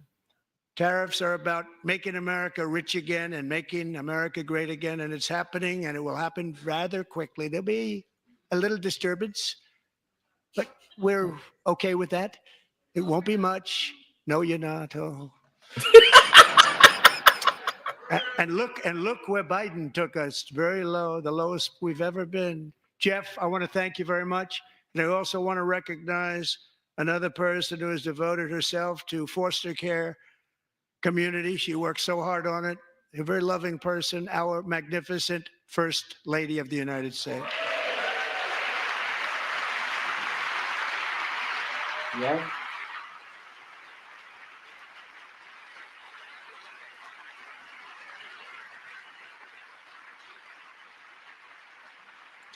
She is one put together person, man. Melania's work has yielded incredible results, helping prepare our nation's future leaders as they enter the workforce. Our First Lady is joined by two impressive young women, very impressive. Haley Ferguson, who benefited from the First Lady's Fostering the Future initiative and is poised to complete her education and become a teacher. And Elliston Berry, who became a victim of an illicit deepfake image produced by a peer. With Elliston's help, the Senate just passed the Take It Down Act, and this is so important. Thank you very much, John. John Thune, thank you. Stand up, John. That was the like revenge porn thing I think I was talking about. Yeah, that's exactly what it is. There's like a bunch of people faking stuff now, but dude, the fakes look so fucking real with AI shit now. It's like you don't even know. Yeah. Especially if it's just like a photo, like you can't tell the difference. Yep. Great job to criminalize the publication of such images online is terrible, terrible thing. And once it passes the House, I look forward to signing that bill into law. Thank you. And I'm going to use that bill for myself, too, if you don't mind. Because nobody gets treated worse than I do online. Nobody. That's great. Thank you very much to the Senate. Thank you. But if we truly care about protecting Americans' children, no step is more crucial than securing America's borders. Over the past 4 years, 21 million people poured into the United States. Many of them were murderers, human traffickers, gang members, and other criminals from the streets of dangerous cities all throughout the world.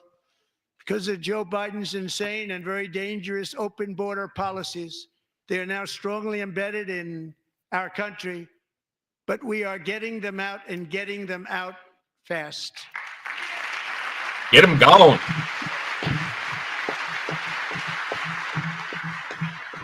Get them going.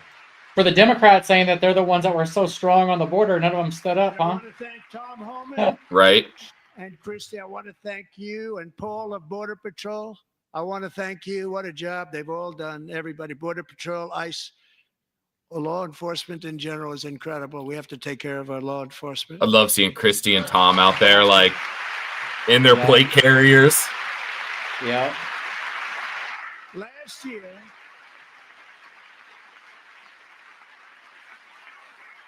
oh, my girl Anna. 22-year-old nursing student named Laken Riley, the best in her class, admired by everybody, went out for a jog on the campus of the University of Georgia. Yep. That morning, Laken was viciously attacked, assaulted, beaten, brutalized, and horrifically murdered. Laken was stolen from us by a savage illegal alien gang member who was arrested while trespassing across Biden's open southern border and then set loose into the United States under the heartless policies of that failed administration. It was indeed a failed administration. He had then been arrested and released in a Democrat-run sanctuary city, a disaster, before ending the life of this beautiful young angel. Tore up. With us this evening are Laken's beloved mother, Allison, and her sister, Lauren.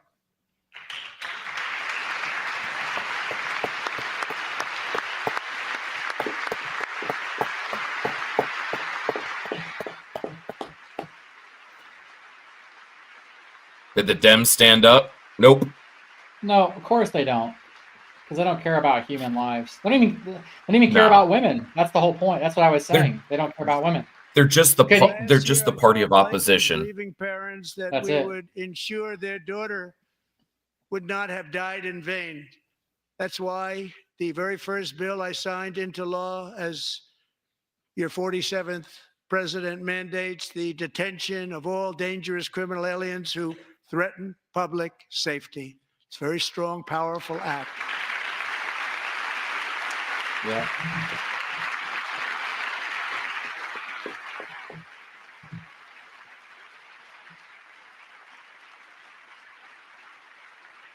It's called the Laken-Riley Act.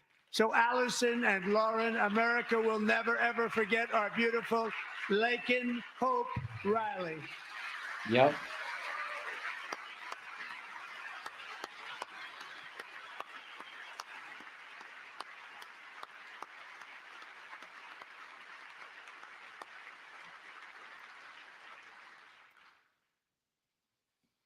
Thank you very much.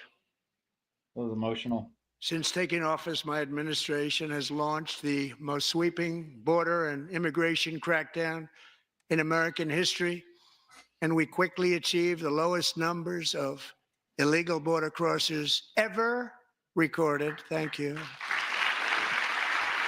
Yeah, that was amazing.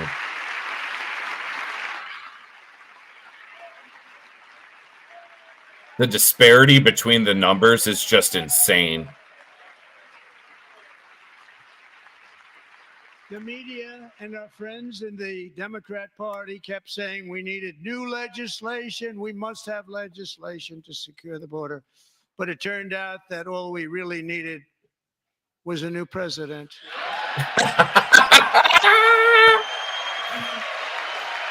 That was a major burn. Oh, man, that was good.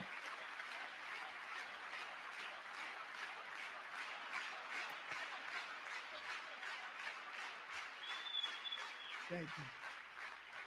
Joe Biden didn't just open our borders, he flew illegal aliens over them to overwhelm our schools, hospitals, and communities throughout the country.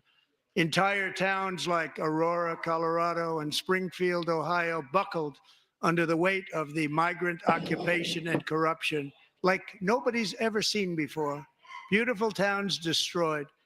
Now, just as I promised in my inaugural address, we are achieving the great liberation of America. Don, you missed it. He said, we didn't need legislation. We just needed a new president. I mean, that's facts. There's much work to be done. Here tonight is a woman I have gotten to know, Alexis Nungari from Houston. Oh, Wonderful man. Woman. Last June, Alexis's 12-year-old daughter, her precious Yep. Jocelyn, walked to a nearby convenience store. She was kidnapped, tied up, assaulted for 2 hours under a bridge, and horrifically murdered.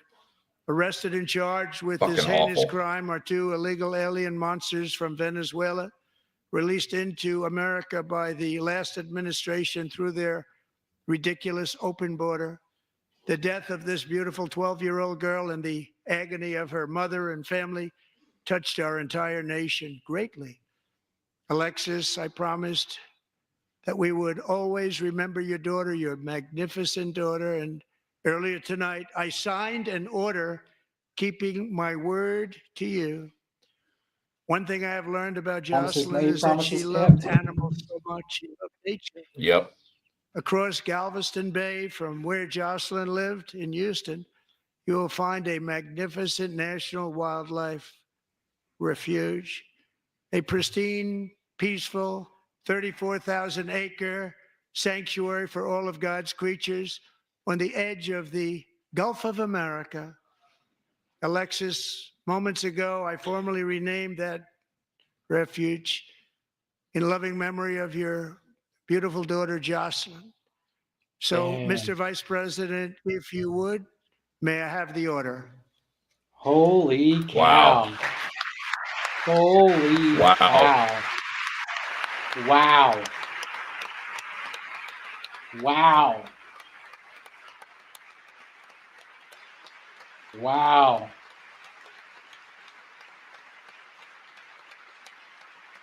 That's amazing. Yep.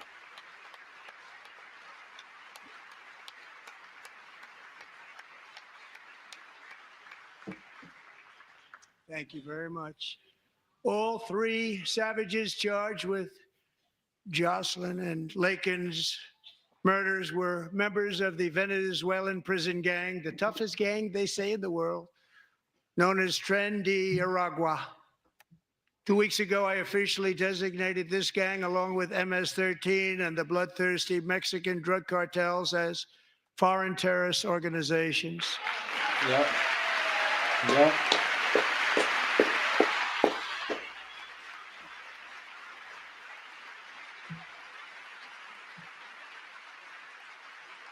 How can you be against this stuff? Like, how can you be against this? Because they're all crazy, bro. The Democrats are insane. ISIS, and that's not good for them. Countless thousands of these terrorists were welcomed into the U.S. by the Biden administration.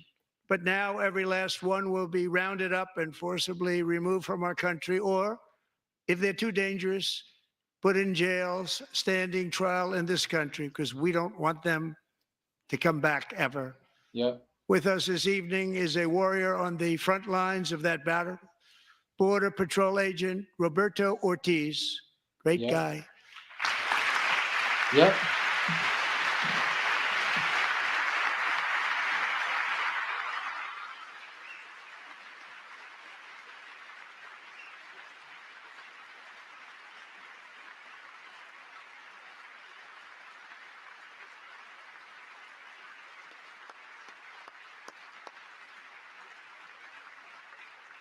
In January, Roberto and another agent were patrolling by the Rio Grande near an area known as Cartel Island. Doesn't sound too nice to me. When heavily armed gunmen started shooting at them, Roberto saw that his partner was totally exposed, at great danger, and he leapt into action, returning fire and providing crucial seconds for his fellow agent to seek safety, just barely. I have some of the prints of that event, and it was not good. Agent Ortiz, we salute you for your great courage and for your line of fire that you took, and for the bravery that you showed. We honor you, and we will always honor you. Thank you, Roberto, very much. The Democrats not standing for Jocelyn and Lakin says everything you need to know about that party. It says everything. Yep. Thank you, Roberto. And I actually got to know him on my many calls to the border. He's a great gentleman. The territory to the immediate south of our border is now dominated entirely by criminal cartels that murder, rape, torture, and exercise total control. They have total control over a whole nation, posing a grave threat to our national security.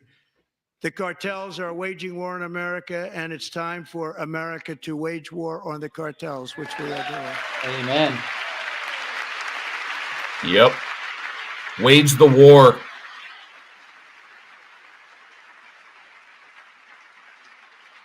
Five nights ago, Mexican authorities, because of our tariff policies being imposed on them, think of this, handed over to us 29 of the biggest cartel leaders in their country. That has never happened before. They want to make us happy. First time ever. Take them out. Take them out. But we need Mexico and Canada to do much more than they've done, and they have to stop the fentanyl and drugs pouring into the USA. They're going to stop it. I have sent Congress a detailed funding request laying out exactly how we will eliminate these threats to protect our homeland, and complete the largest deportation operation in American history, larger even than current record holder President Dwight D. Eisenhower, a moderate man, but someone who believed very strongly in borders. Americans expect Congress to send me this funding without delay so I can sign it into law. So, Mr. Speaker, John Thune, both of you, I hope you're going to be able to do that, Mr. Speaker. Thank you. Mr. Leader, thank you. Thank you very much. And let's get it to me. I'll sign it so fast, you won't even believe it.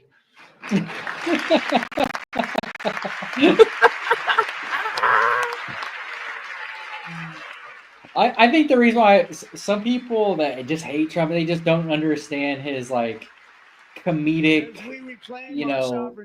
way that he holds himself. Law and oh, it's 100% what it is.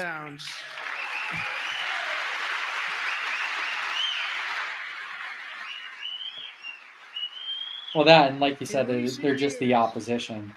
Our justice You could like literally come out with a cure for cancer, and they'd be like, "Oh no, we don't need the cure for cancer." Lunatics. Yep. Many jurisdictions virtually ceased enforcing the law against dangerous repeat offenders while weaponizing law enforcement against political opponents like me. My administration has acted swiftly and decisively to restore fair, equal, and impartial justice under the constitutional rule of law, starting at the FBI and the DOJ. Pam, good luck. Cash, wherever you may be, good luck. Good luck. Pam Bondi. Pam Bondi. Good luck. So important. Going to do a great job. Cash, thank you. Thank you, Cash.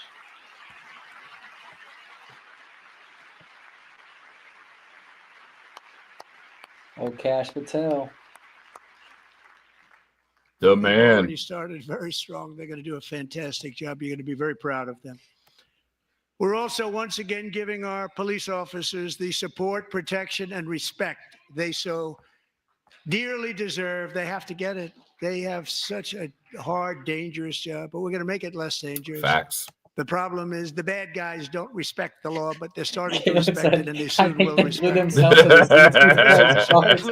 Even if they want to stand up, they can't. Our firemen and women are unbelievable people, and we'll never forget I didn't them. even see that until just now. And besides that, they voted for me in record numbers, so I have no that. God, I hate it.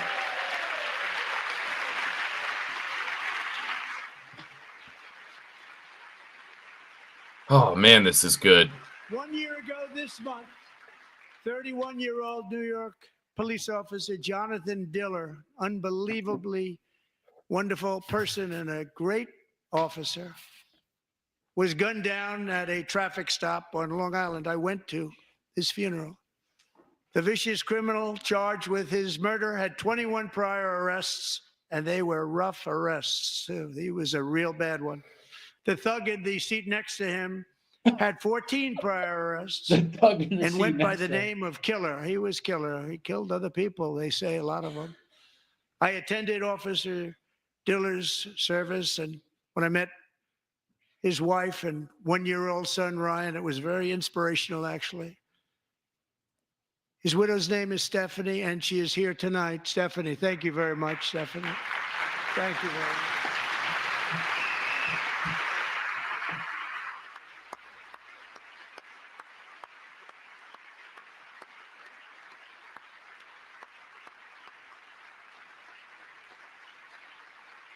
Just the emotion in these people's eyes. Stephanie, we're going to make sure that Ryan knows his dad Never was a seen that true with the hero, Democrats. New York's finest. And we're going to get these cold-blooded killers and repeat offenders off our streets, so we're going to do it fast. Got to stop it. They get out with 28 arrests. They push people into subway trains. Yep. They hit people over the head, back of the head with baseball bats. We got to get them out of here. I've already signed an executive order requiring a mandatory death penalty for anyone who murders a police officer. And tonight I'm asking Congress to pass that policy into permanent law. Yep. Let's see the Dems fight that one. You know they will. Opposition. That's all they do. Some of them are standing up over there. I'm also Is there? asking for a new crime bill getting tough on repeat offenders while enhancing protections for America's police officers so they can do their jobs without fear of their lives being totally destroyed. They don't want to be killed. We're not going to let them be killed. These people are screaming right now. Joining us in the gallery tonight is a young man who truly You see loves Vance's our face police. right there. His name is DJ Daniel. He is 13 years old, and he has always dreamed of becoming a police officer. Heck yeah. He's giving it a...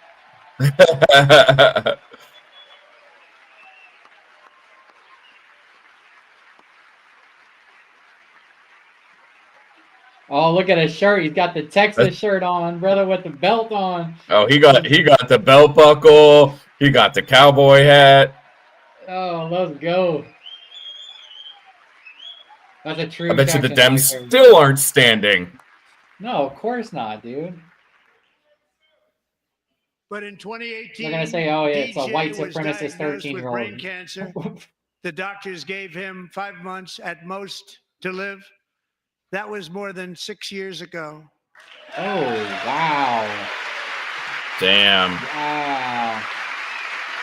His dad said, "Get up, kid." Oh, That's I see amazing. Now. I see the scar Yeah. on his head now. Yeah.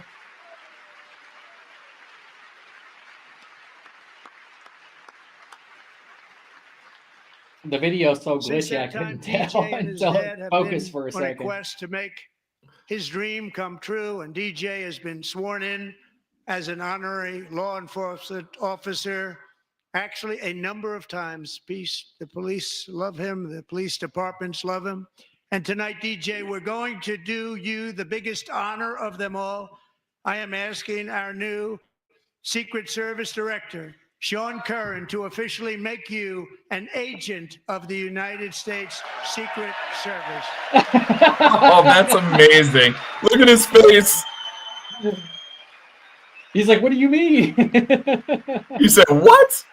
What?"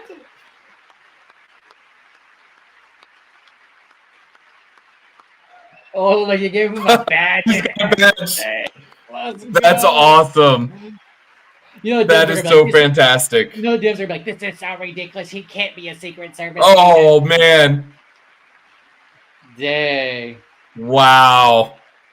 They just made that kid's whole Wow. life, bro. Wow.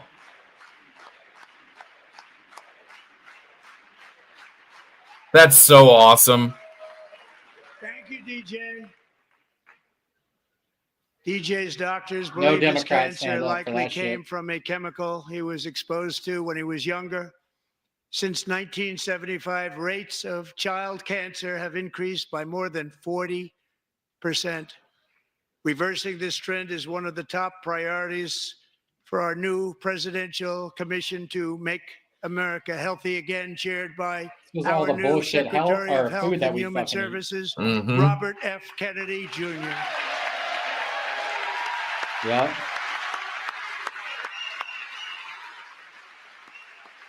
That's awesome. This team is so locked. It's even more locked than I ever thought it was gonna be, dude. Yep. With the name Kennedy, you would have thought everybody over here would have been cheering. How quickly they forget. Our goal is to get toxins out of our environment, poisons out of our food supply, and keep our children healthy and strong.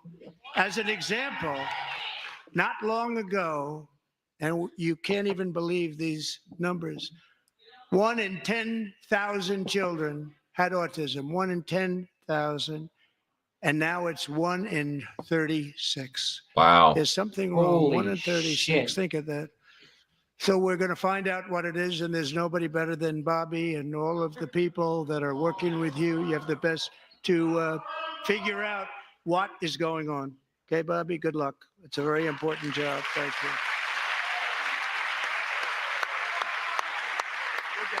Yep. Hope he can figure it out. Thanks. Shit, we know what My it is. administration is also working to I know. protect our children from toxic ideologies in our schools. A few years ago, Put a bunch of January, aluminums Little in John fucking everything. and her husband discovered that Metals their and daughter's fucking baby school had feed secretly and fucking socially vaccines. It's transitioned like, their yeah, buddy. 13-year-old little girl.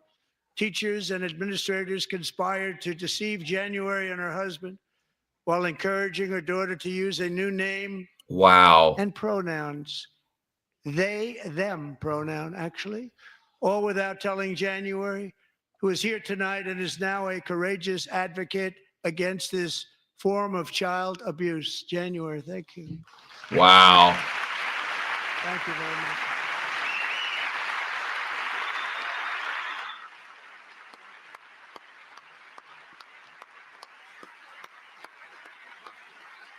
No Dems cheering for that one.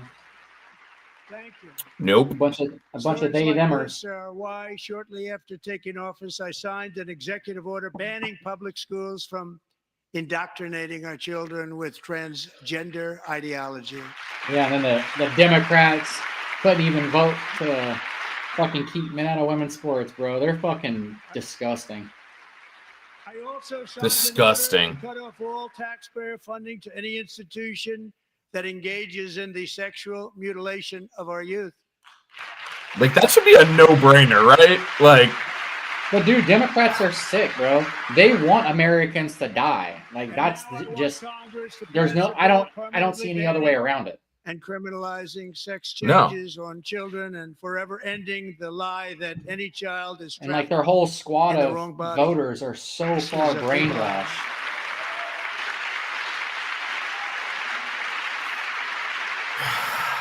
And our message.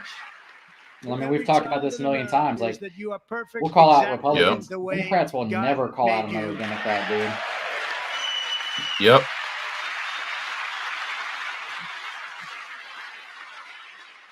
His cabinet's locked, but you know, you still got worries with Congress. Yeah. You still got worries with the Senate. You know, you still got a bunch of fucking Oh, for sure. rhinos that have been there fucking forever, you know? It's already out and it's out Yep. of our society. We don't want it. Yeah. Wokeness is trouble. Yep. Wokeness is bad. It's gone. It's gone. And we feel so much better for it, don't we? Don't we feel better? Our service members won't be activists and ideologues. They will be fighters and warriors. They will Yep. fight for our country. And Pete, congratulations. Secretary of Defense, congratulations. They need to bring Flynn back. I agree. And he's not big into the woke movement. I can tell you. I know him well. I know him I'm well. pleased to report that in January, the U.S. Army had its single best recruiting month in 15 years. Wow. Yeah, And that that is all crazy, armed bro. Services are having among Yup. the best recruiting results ever in the history of our services. What Yep. a difference.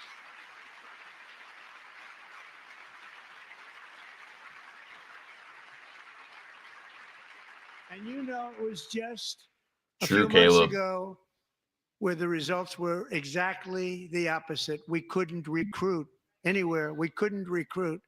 Now we're having the best results That's exactly just about what that it we've is, ever Caleb. had. What a tremendous turnaround. Yep. It's really they're a all beautiful thing to see. part of the People devil's love our scheme. country again. It's very simple. They Yep. love our country and they love being in our military again. So it's a great thing. And thank you very much. Great job. Thank you.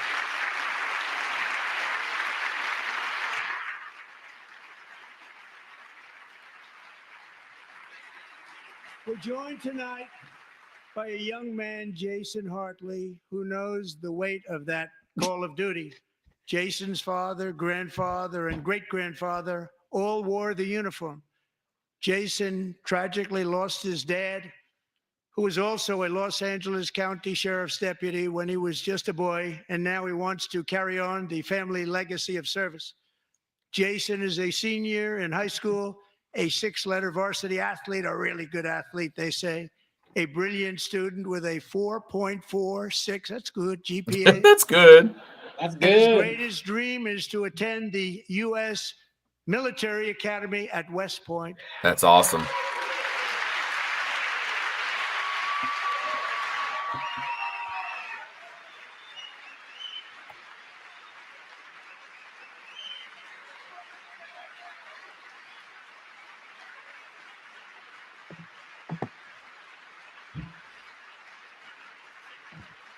Heck yeah.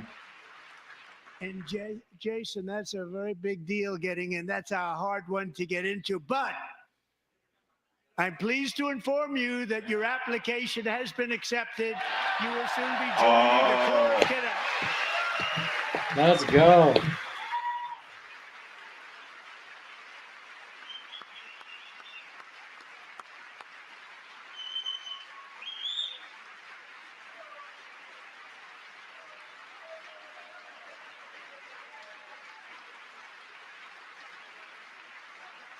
He just informed that kid. He was like, "Yeah." He's like, "You just got accepted it into." Yeah, I had my headphones in. I just muted myself so you didn't hear me peeing. On the long gray line, Jason.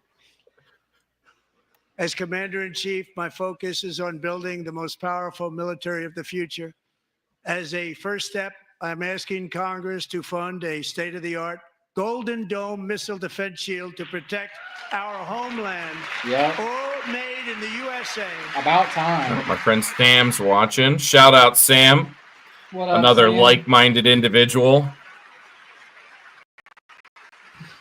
And he's from at the deep commie side of things too, man. He's fighting in the trenches. For Actually, real. different Sam. This is a female Sam. Other places, Yeah. they have it. Israel has it. Other She's places also from have it. California. And the United wow. States should have it too, right, Tim? Right? Facts. They should have it too. So I want to thank you. But it's a very, very important. This is a very dangerous world. We should have it. We want to be protected, and we're going to protect our citizens like never before. To boost our defense industrial base, we are also going to resurrect the American shipbuilding industry, including commercial shipbuilding and military shipbuilding. Yep. Yeah, that's one thing that's been seriously neglected is our shipbuilding here. Well, we've been losing ships instead of making We ships. will create a new office of You know? shipbuilding in the White House and offer special tax incentives to bring this industry home to Oh, America, wow. where it belongs. We used to make so many ships.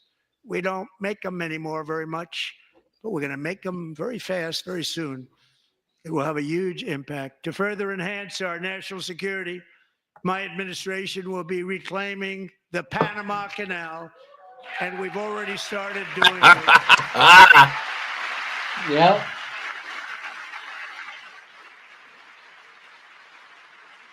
Just today, a large American company announced they are buying both ports around the Panama Oh, Canal. Caleb, were you right? Lots of other things Was that having to do with BlackRock? The Panama Canal and a couple of other canals. The Panama Canal was built by Americans for. No, I Americans, heard not something for about others, them trying to buy it too. but that others they could were use it. trying to do something But it with was built at tremendous cost of American. I don't think blood he and just said a treasure. major 38,000 major workers company. died building Really? the Panama Canal. They died of malaria. They died of snake bites and mosquitoes. Not a Interesting. nice place to work. They paid them very highly to go there, knowing there was a 25% Yep, BlackRock, New York chance that Times. they would die.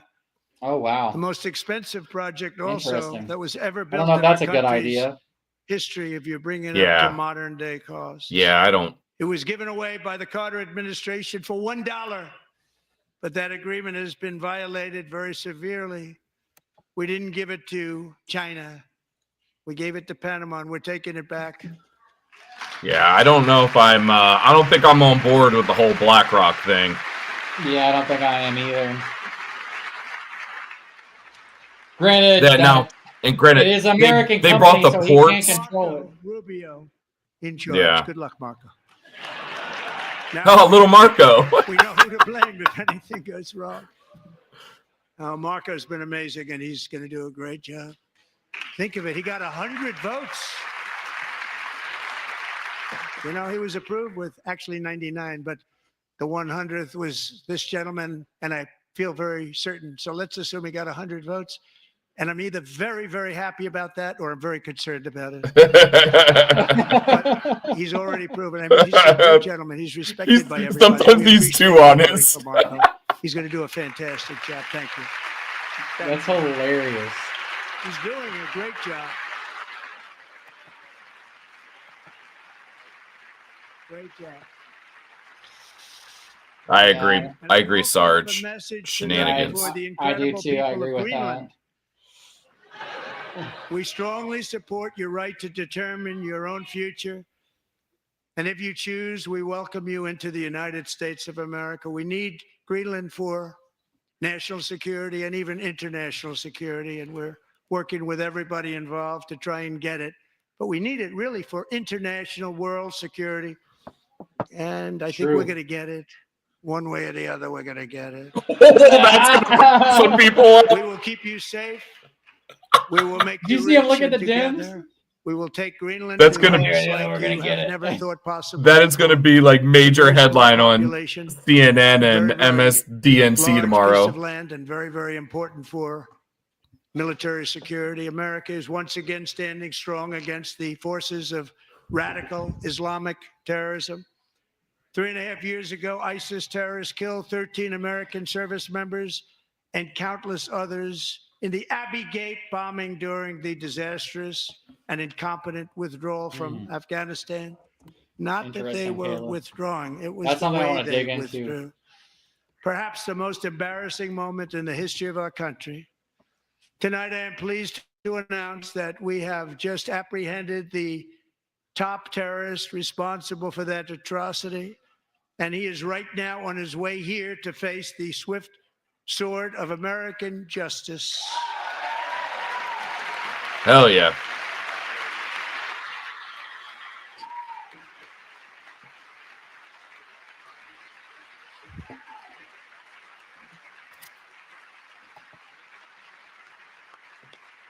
Appreciate y'all watching with us tonight. This has been fantastic.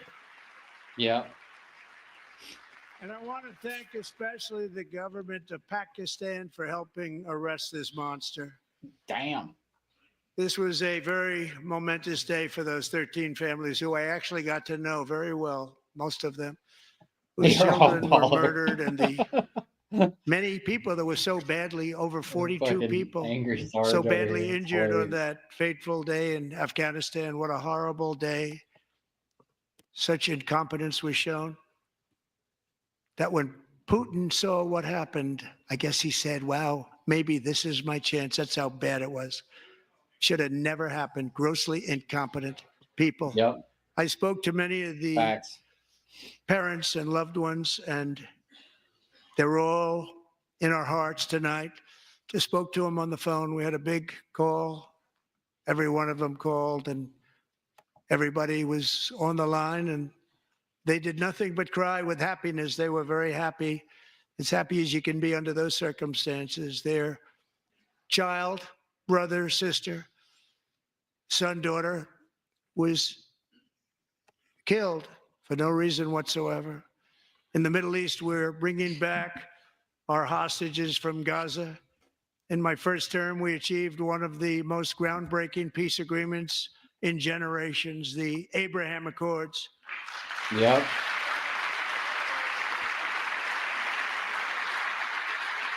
Yep.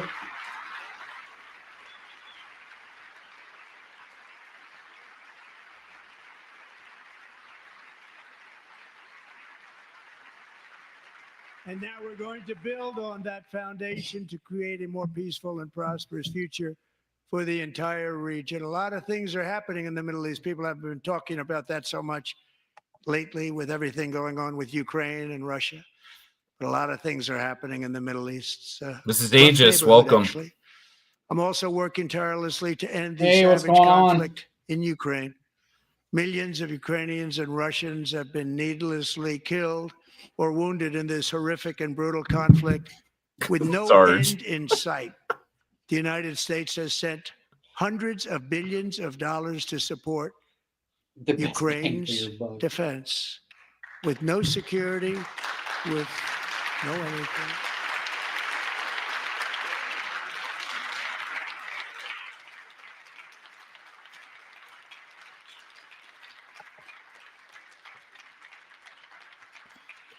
Do you want to keep it going for another 5 years? No. Yeah, you would say Pocahontas says yes. I almost spit out my drink. I literally almost spit out my drink. Holy shit. I almost ruined my computer there. Even the guy next to her is fucking laughing. More than that, they're Russian young people. They're Ukrainian young people. They're not Americans, but I want it to stop. Meanwhile, Europe has sadly spent more money buying Russian oil and gas than they have spent on defending Ukraine by far. Think of that. Back. They've spent more buying Russian oil and gas than they have defending. And we've spent perhaps $350 billion, like taking candy from a baby. That's what happened. And they've spent $100 billion. I can't believe you just called her fucking Pocahontas during the State of the Union. Separating I love us, and they don't. But we're getting along very well with them, and yeah, lots I saw of that, good Todd. things are happening. I was laughing. Biden has authorized more money. Because you guys in don't know, this we're talking to fight people on YouTube and we're talking to Europe people on has spent by Instagram. So I don't know what's showing up for you billions guys. and billions of dollars. It's hard to believe that they wouldn't have stopped it and said at some point, come on, let's equalize. You got to be equal to us. That didn't happen. Earlier today, I received an important letter from President Zelensky of Ukraine. The letter reads, Ukraine is ready to come to the negotiating table as soon as possible to bring lasting peace closer. Nobody wants peace more than the Ukrainians, he said. My team and I stand ready to work under President Trump's strong leadership to get a peace that lasts. Oh, you mean it worked? Really value how much America You didn't see has that? done to help Ukraine maintain No. sovereignty. I'm just saying. Oh, you mean the whole White House thing? It worked? Like, Like, duh. Ukraine is ready to sign it Shit. at any time that is convenient for you. I appreciate that he sent this letter, just got it a little while ago. Simultaneously, we've had serious discussions with Russia and have received strong signals that they are ready for peace. Wouldn't that be beautiful? Wouldn't that be beautiful? Yeah. Take that, Dems. All you people that saying he was unpresidential and all that bullshit, fuck yourselves. Well, let's see if Europe even allows it, or they try to fucking fork over more money. Because the Dems got caught meeting with Zelensky beforehand, telling him to turn down the deal. It's time to stop this madness. It's time to halt the killing. So it's all a big fucking It's show. time to end the senseless war. If you want to end wars, you have to talk to both sides. Nearly 4 years ago, amid rising tensions, a history teacher named Mark Fogel was detained in Russia. Yeah, and he got him back, baby. 14 years in a penal Got him back. colony. Rough First stuff. president to get his ass back. The previous administration barely lifted a finger to help him. They knew he was innocent, but they had no idea where to begin. But last summer, I promised his 95-year-old mother, Malfine, Look at that. that we would bring her boy safely back home. Oh. Wow. After 22 days in office, I did just that, and they are here tonight. Wow.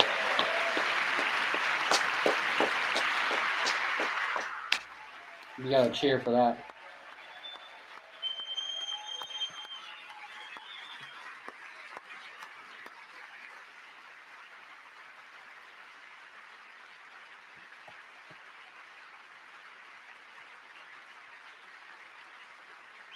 Amazing.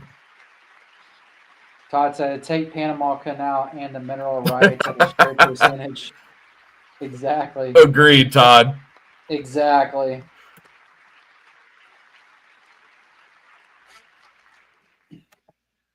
To Mark and his great mom, we are delighted to have you safe and sound and with us. As fate would have it, Mark Fogel was born in a small rural town in Butler, Pennsylvania. No You heard shit. it, where his Damn. mother has lived for the past 78 years. I just happened to go there last July 13th for a rally. For those of you that don't know, my family That was lives not there. pleasant. My mother was at that And rally. that is where I met his beautiful mom right before I walked onto that stage. And I Damn. told her I would not forget what she said about her son. And I never did I? Never forgot. Look at her Less than 10 smiling minutes so later, big. At that same rally, gunfire rang out, and a sick and deranged assassin unloaded 8 bullets from his sniper's perch into a crowd of many thousands of people. My life was saved by a fraction of an inch, but some were not so lucky. Corey Comparator was a firefighter, a veteran, a Christian, a husband, a devoted father, and above all, a protector. When the sound of gunshots pierced the air, it was a horrible sound. Yeah. Corey knew instantly what it was and what to do. He threw himself on top of his wife and daughters and shielded them from the bullets with his own body. Corey was hit really hard. You know the story from there. He sacrificed his life to save theirs. 2 others, very fine people, were also seriously hit. But thankfully, with the help of 2 great country doctors, we thought they were gone and they were saved. So those doctors had great talent. We're joined by Corey's wife, Helen, who was his high school sweetheart, and their 2 beloved daughters, Allison and Kaylee. Thank you.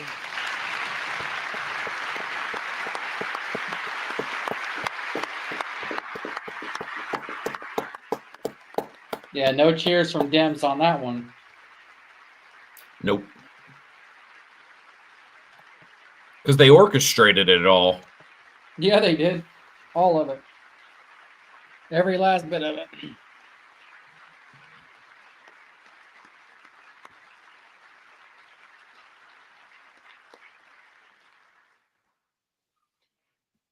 To Helen, Allison, and Kaylee, Corey is looking down on his 3 beautiful ladies right now, and he is cheering you on. He loves you. He is cheering you on. Yep. Corey was taken from us much too soon, but his destiny was to leave us all with a shining example of the selfless devotion of a true American patriot. It was love like Corey's that built our country, and it's love like Corey's that is going to make our country more majestic than ever before. I believe that my life was saved that day in Butler for a very good reason. I was saved by God to make America great again. I believe that. Amen. I got cold chills, bro. Like, can't even. Yeah. Cold chills just for the. After hearing them talk about all that, man, that's. Whew.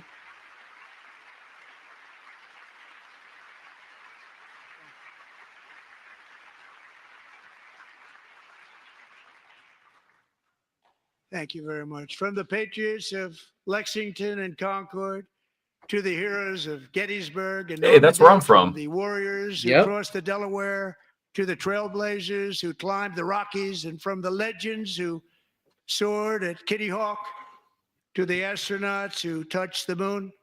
Americans have always been the people who defied all odds, transcended all dangers, made the most extraordinary sacrifices, and did whatever it took to defend our children, our country, and our freedom. And as we have seen in this chamber tonight, that same strength, faith, love, and spirit is still alive and thriving in the hearts of the American people. Despite the best efforts of those who would try to censor us, silence us, break us, destroy us, Americans are today a proud, free, sovereign, and independent nation that will always be free, and we will fight for it till death. We will never let anything happen to our beloved country, because we are a country of doers, dreamers, fighters, and survivors. Our ancestors crossed a vast ocean, strode into the unknown wilderness, and carved their fortunes from the rock and soil of a perilous and very dangerous frontier. They chased our destiny across a boundless continent. They built the railroads, laid the highways, and graced the world with American marvels like the Empire State Building, the mighty Hoover Dam, and the towering Golden Gate Bridge.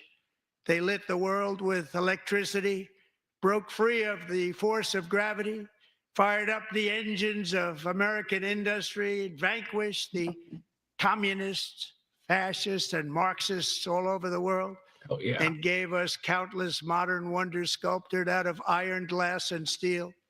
Yep. We stand on the shoulders of these pioneers who won and built the modern age. These workers who poured their sweat into the skylines of our cities. These warriors who shed their blood on fields of battle and gave everything they had for our rights and for our freedom. Now it is our time to take up the righteous cause of American liberty.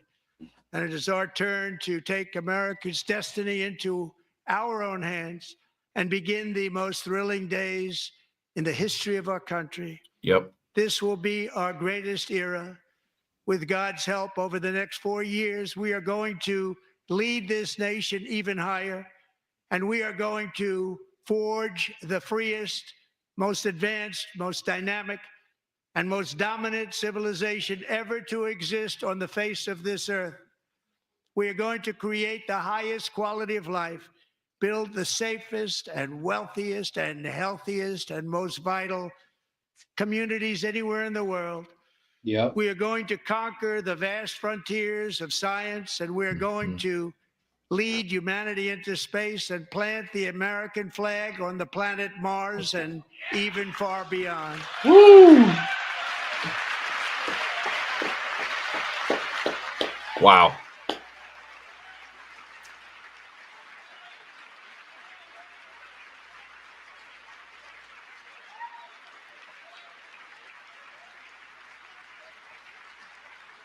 And through it all, we are going to rediscover the unstoppable power of the American spirit. And we are going to renew unlimited promise of the American dream. Every single day, we will stand up and we will fight, fight, fight for the country our citizens believe in and for the country our people deserve. Amen. Yep.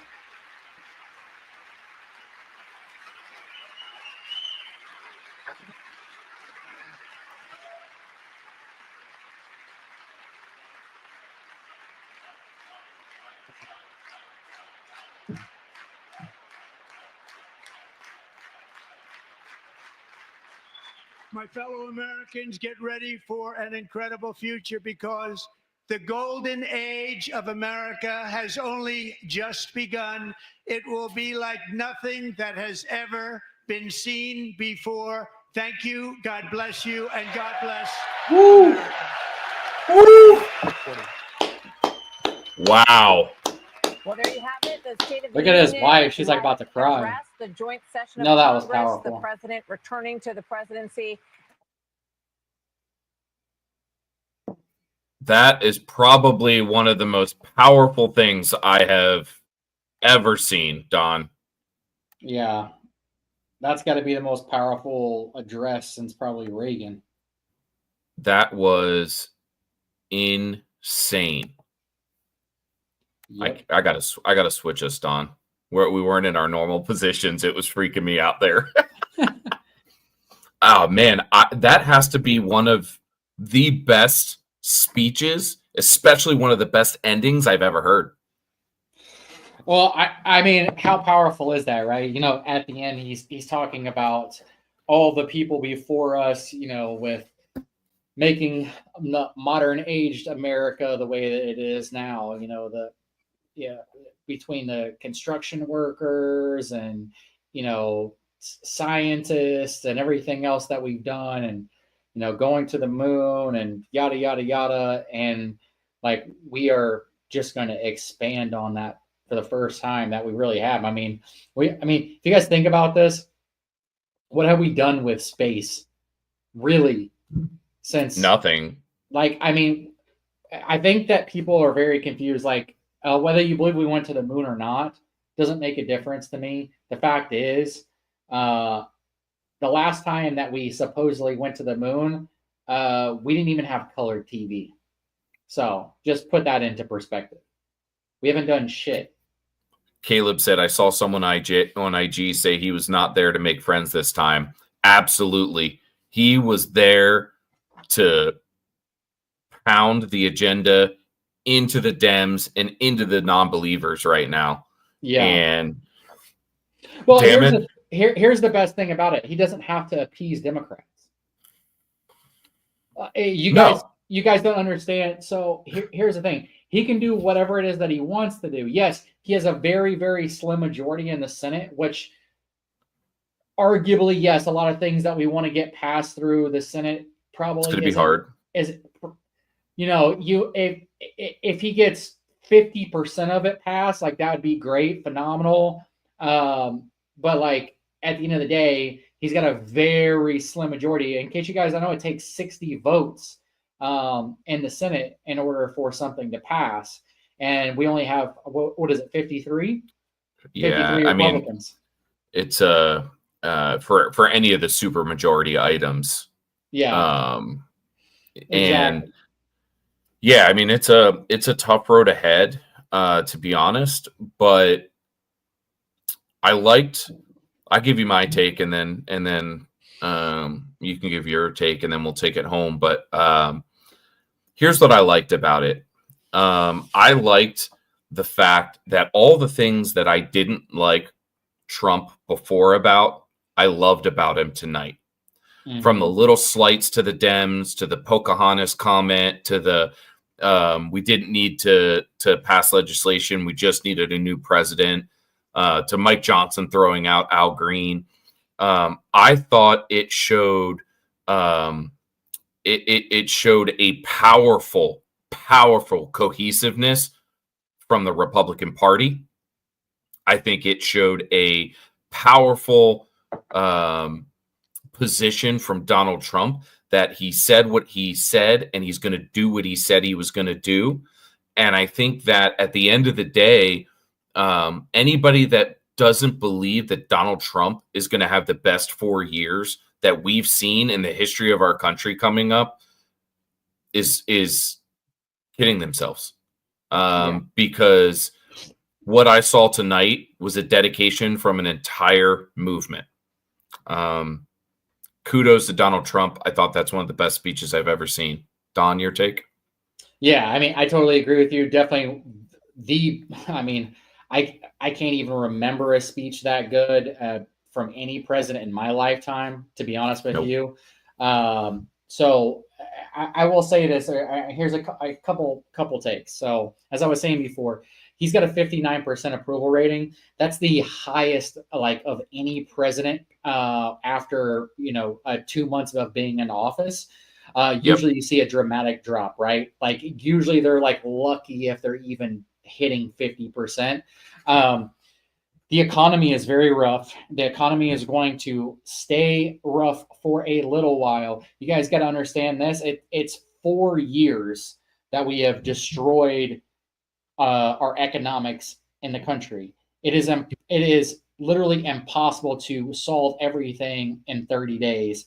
And I'll give a prime example of this. When the Democrats were leaving, one of the big reasons why we changed the Gulf of Mexico to the Gulf of America had to do with being able to oil rights in order to be able to dig, because right when Biden left, he said, okay, you can't do any digging in the Gulf of Mexico, right? Right before he left, they killed 100 million chickens. Everybody's bitching about egg prices. Well, yeah, you killed 100 million chickens because you were claiming that there was bird flu. Bird flu. So you killed 100 million chickens. What did you think was going to happen? On top of that, how many places have burnt down in America randomly that create food in the United States, right? And and we can even go back even further than that. How much of our food industry have we just forked over to China and said, oh yeah, we'll just buy from China? I mean, I think it's something like 35% of our beef that comes into the United States right now is from China. That's insane. That's insanity, right? Yep. Granted, he's doing everything to make the economy great, but it's going to take time. I would say we'll start seeing things change within the next 6 months to a year. Not everything's going to change. That's why Republicans just need to hold on, keep showing that they're doing it. And every single time they have a success story, they need to be making sure that the public knows. The biggest thing about this, I will say this, all this money that the taxpayer now sees from this speech, right? He was really good about saying, hey, we spent $100 billion on this, we spent $500 billion on that. I mean, you're adding things up into a $1 trillion plus of wasted tax dollars. America knows that. This is the reason why Democrats are failing for, because guess what? 79% of America wants Doge to happen. 79%. Yep. Bro, you can't get 79% of people to agree on shit. I can't get 79% of Republicans, conservatives to agree on shit. We know this. Yep. Okay? So the fact that that's happening, I think that Republicans know that. Republicans have stayed strong. We saw that obviously with the last couple of bills that were introduced. Republicans all stood strong, and everybody voted together. And as long as we can stay voting together, we will beat the Democrats at their games, and we're going to be extremely successful. There's already going to be things that are going to make us extremely successful. Obviously, energy is going to be a huge thing. Energy is going to take a while. Like I said, we will not see the benefits just yet. It's 4 years of destruction that we've had. And really 5 years if you want to count all the chaos from COVID, because during Trump's last year as president, we got to understand that all of Congress and all of the Senate was Democrat. Yep. They ran majority. So we didn't get the things that we needed to get done that last year. And there wasn't really much that Trump could do other than veto things. And you can't just veto everything. It's just not possible. So we are going to have extreme success. And I agree with you. I think that this is going to be powerful. I think it's just going to take a while. I think it's going to take 6 months to a year. I do think that Trump's going to end the war. And if we don't, I say fuck NATO, fuck Ukraine, and let's see if Europe thinks that they want that war to happen, send their sons and daughters, fork over the money for it, and let's see how long that lasts until you ask Big Brother to come fucking bail you out again.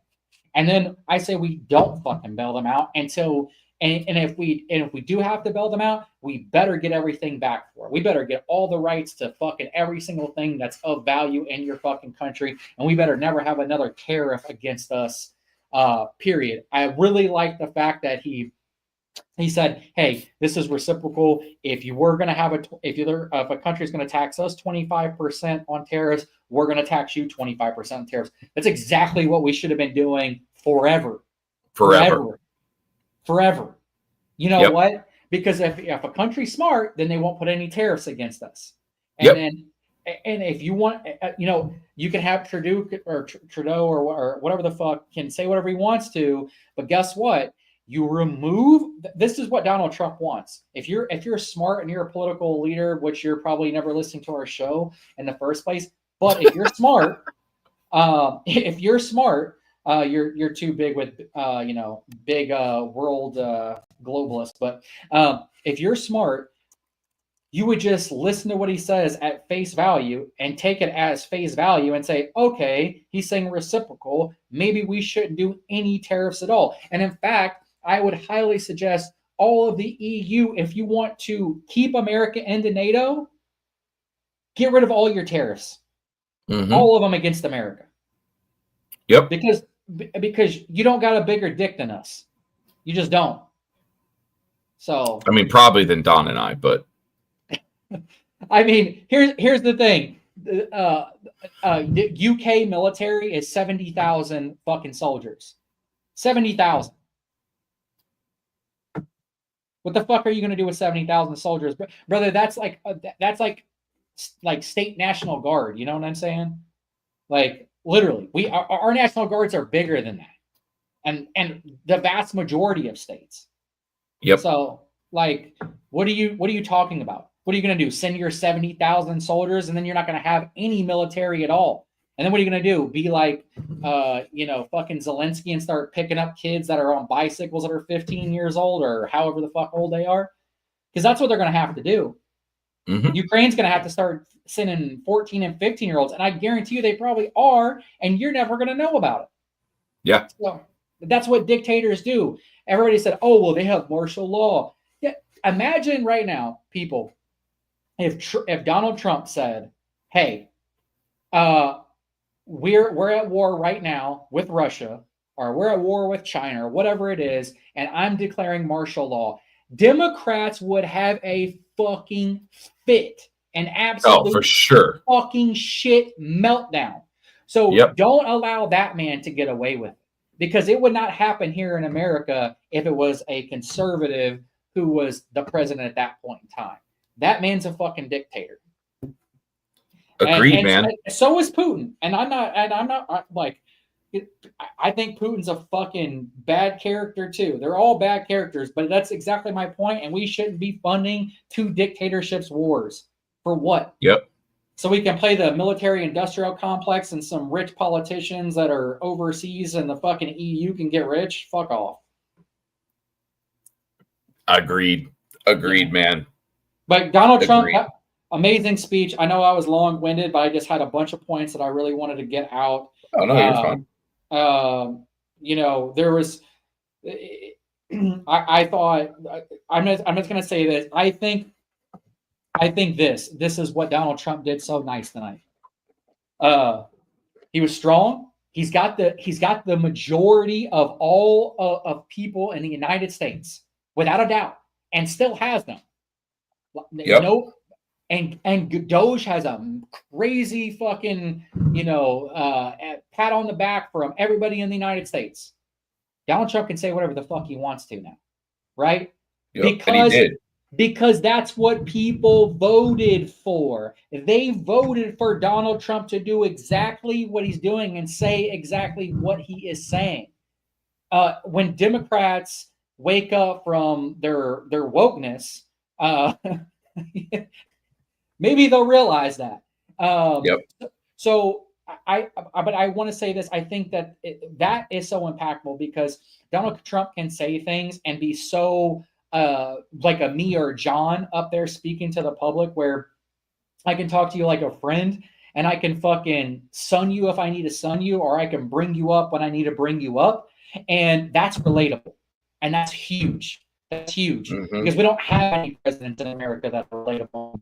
Donald Trump's the first we had since Ronald Reagan, and way more relatable than Ronald Reagan ever was. That's just some straight up facts. Way more relatable. And on top of that, the way that he shows compassion, I don't care if you're a Democrat and you're saying I don't like that, and you have something extremely wrong with you. You literally have freaking TDS, because some of the things that's whether it was or it was with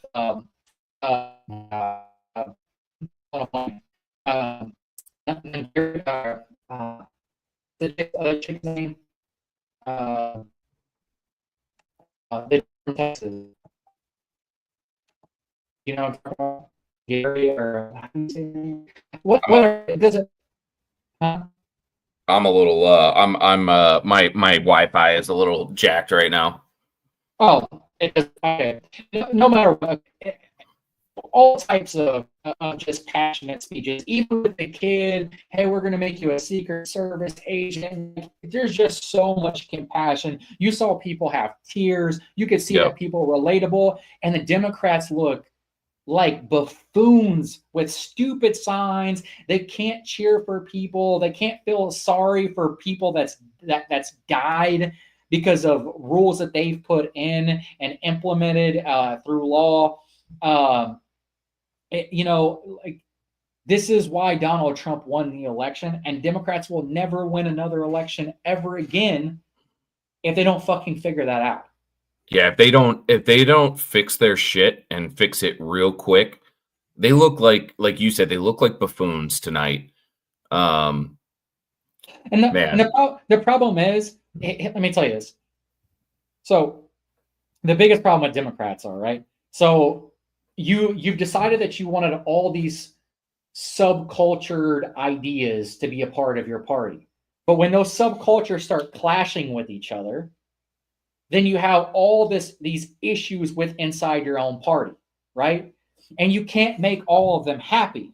But you've been able to do it for so long because you've made up lies and lies and lies. And then this past 4 years, the public realized that you guys are a bunch of liars. And now with Doge, they've seen not only are you liars, you are thieves.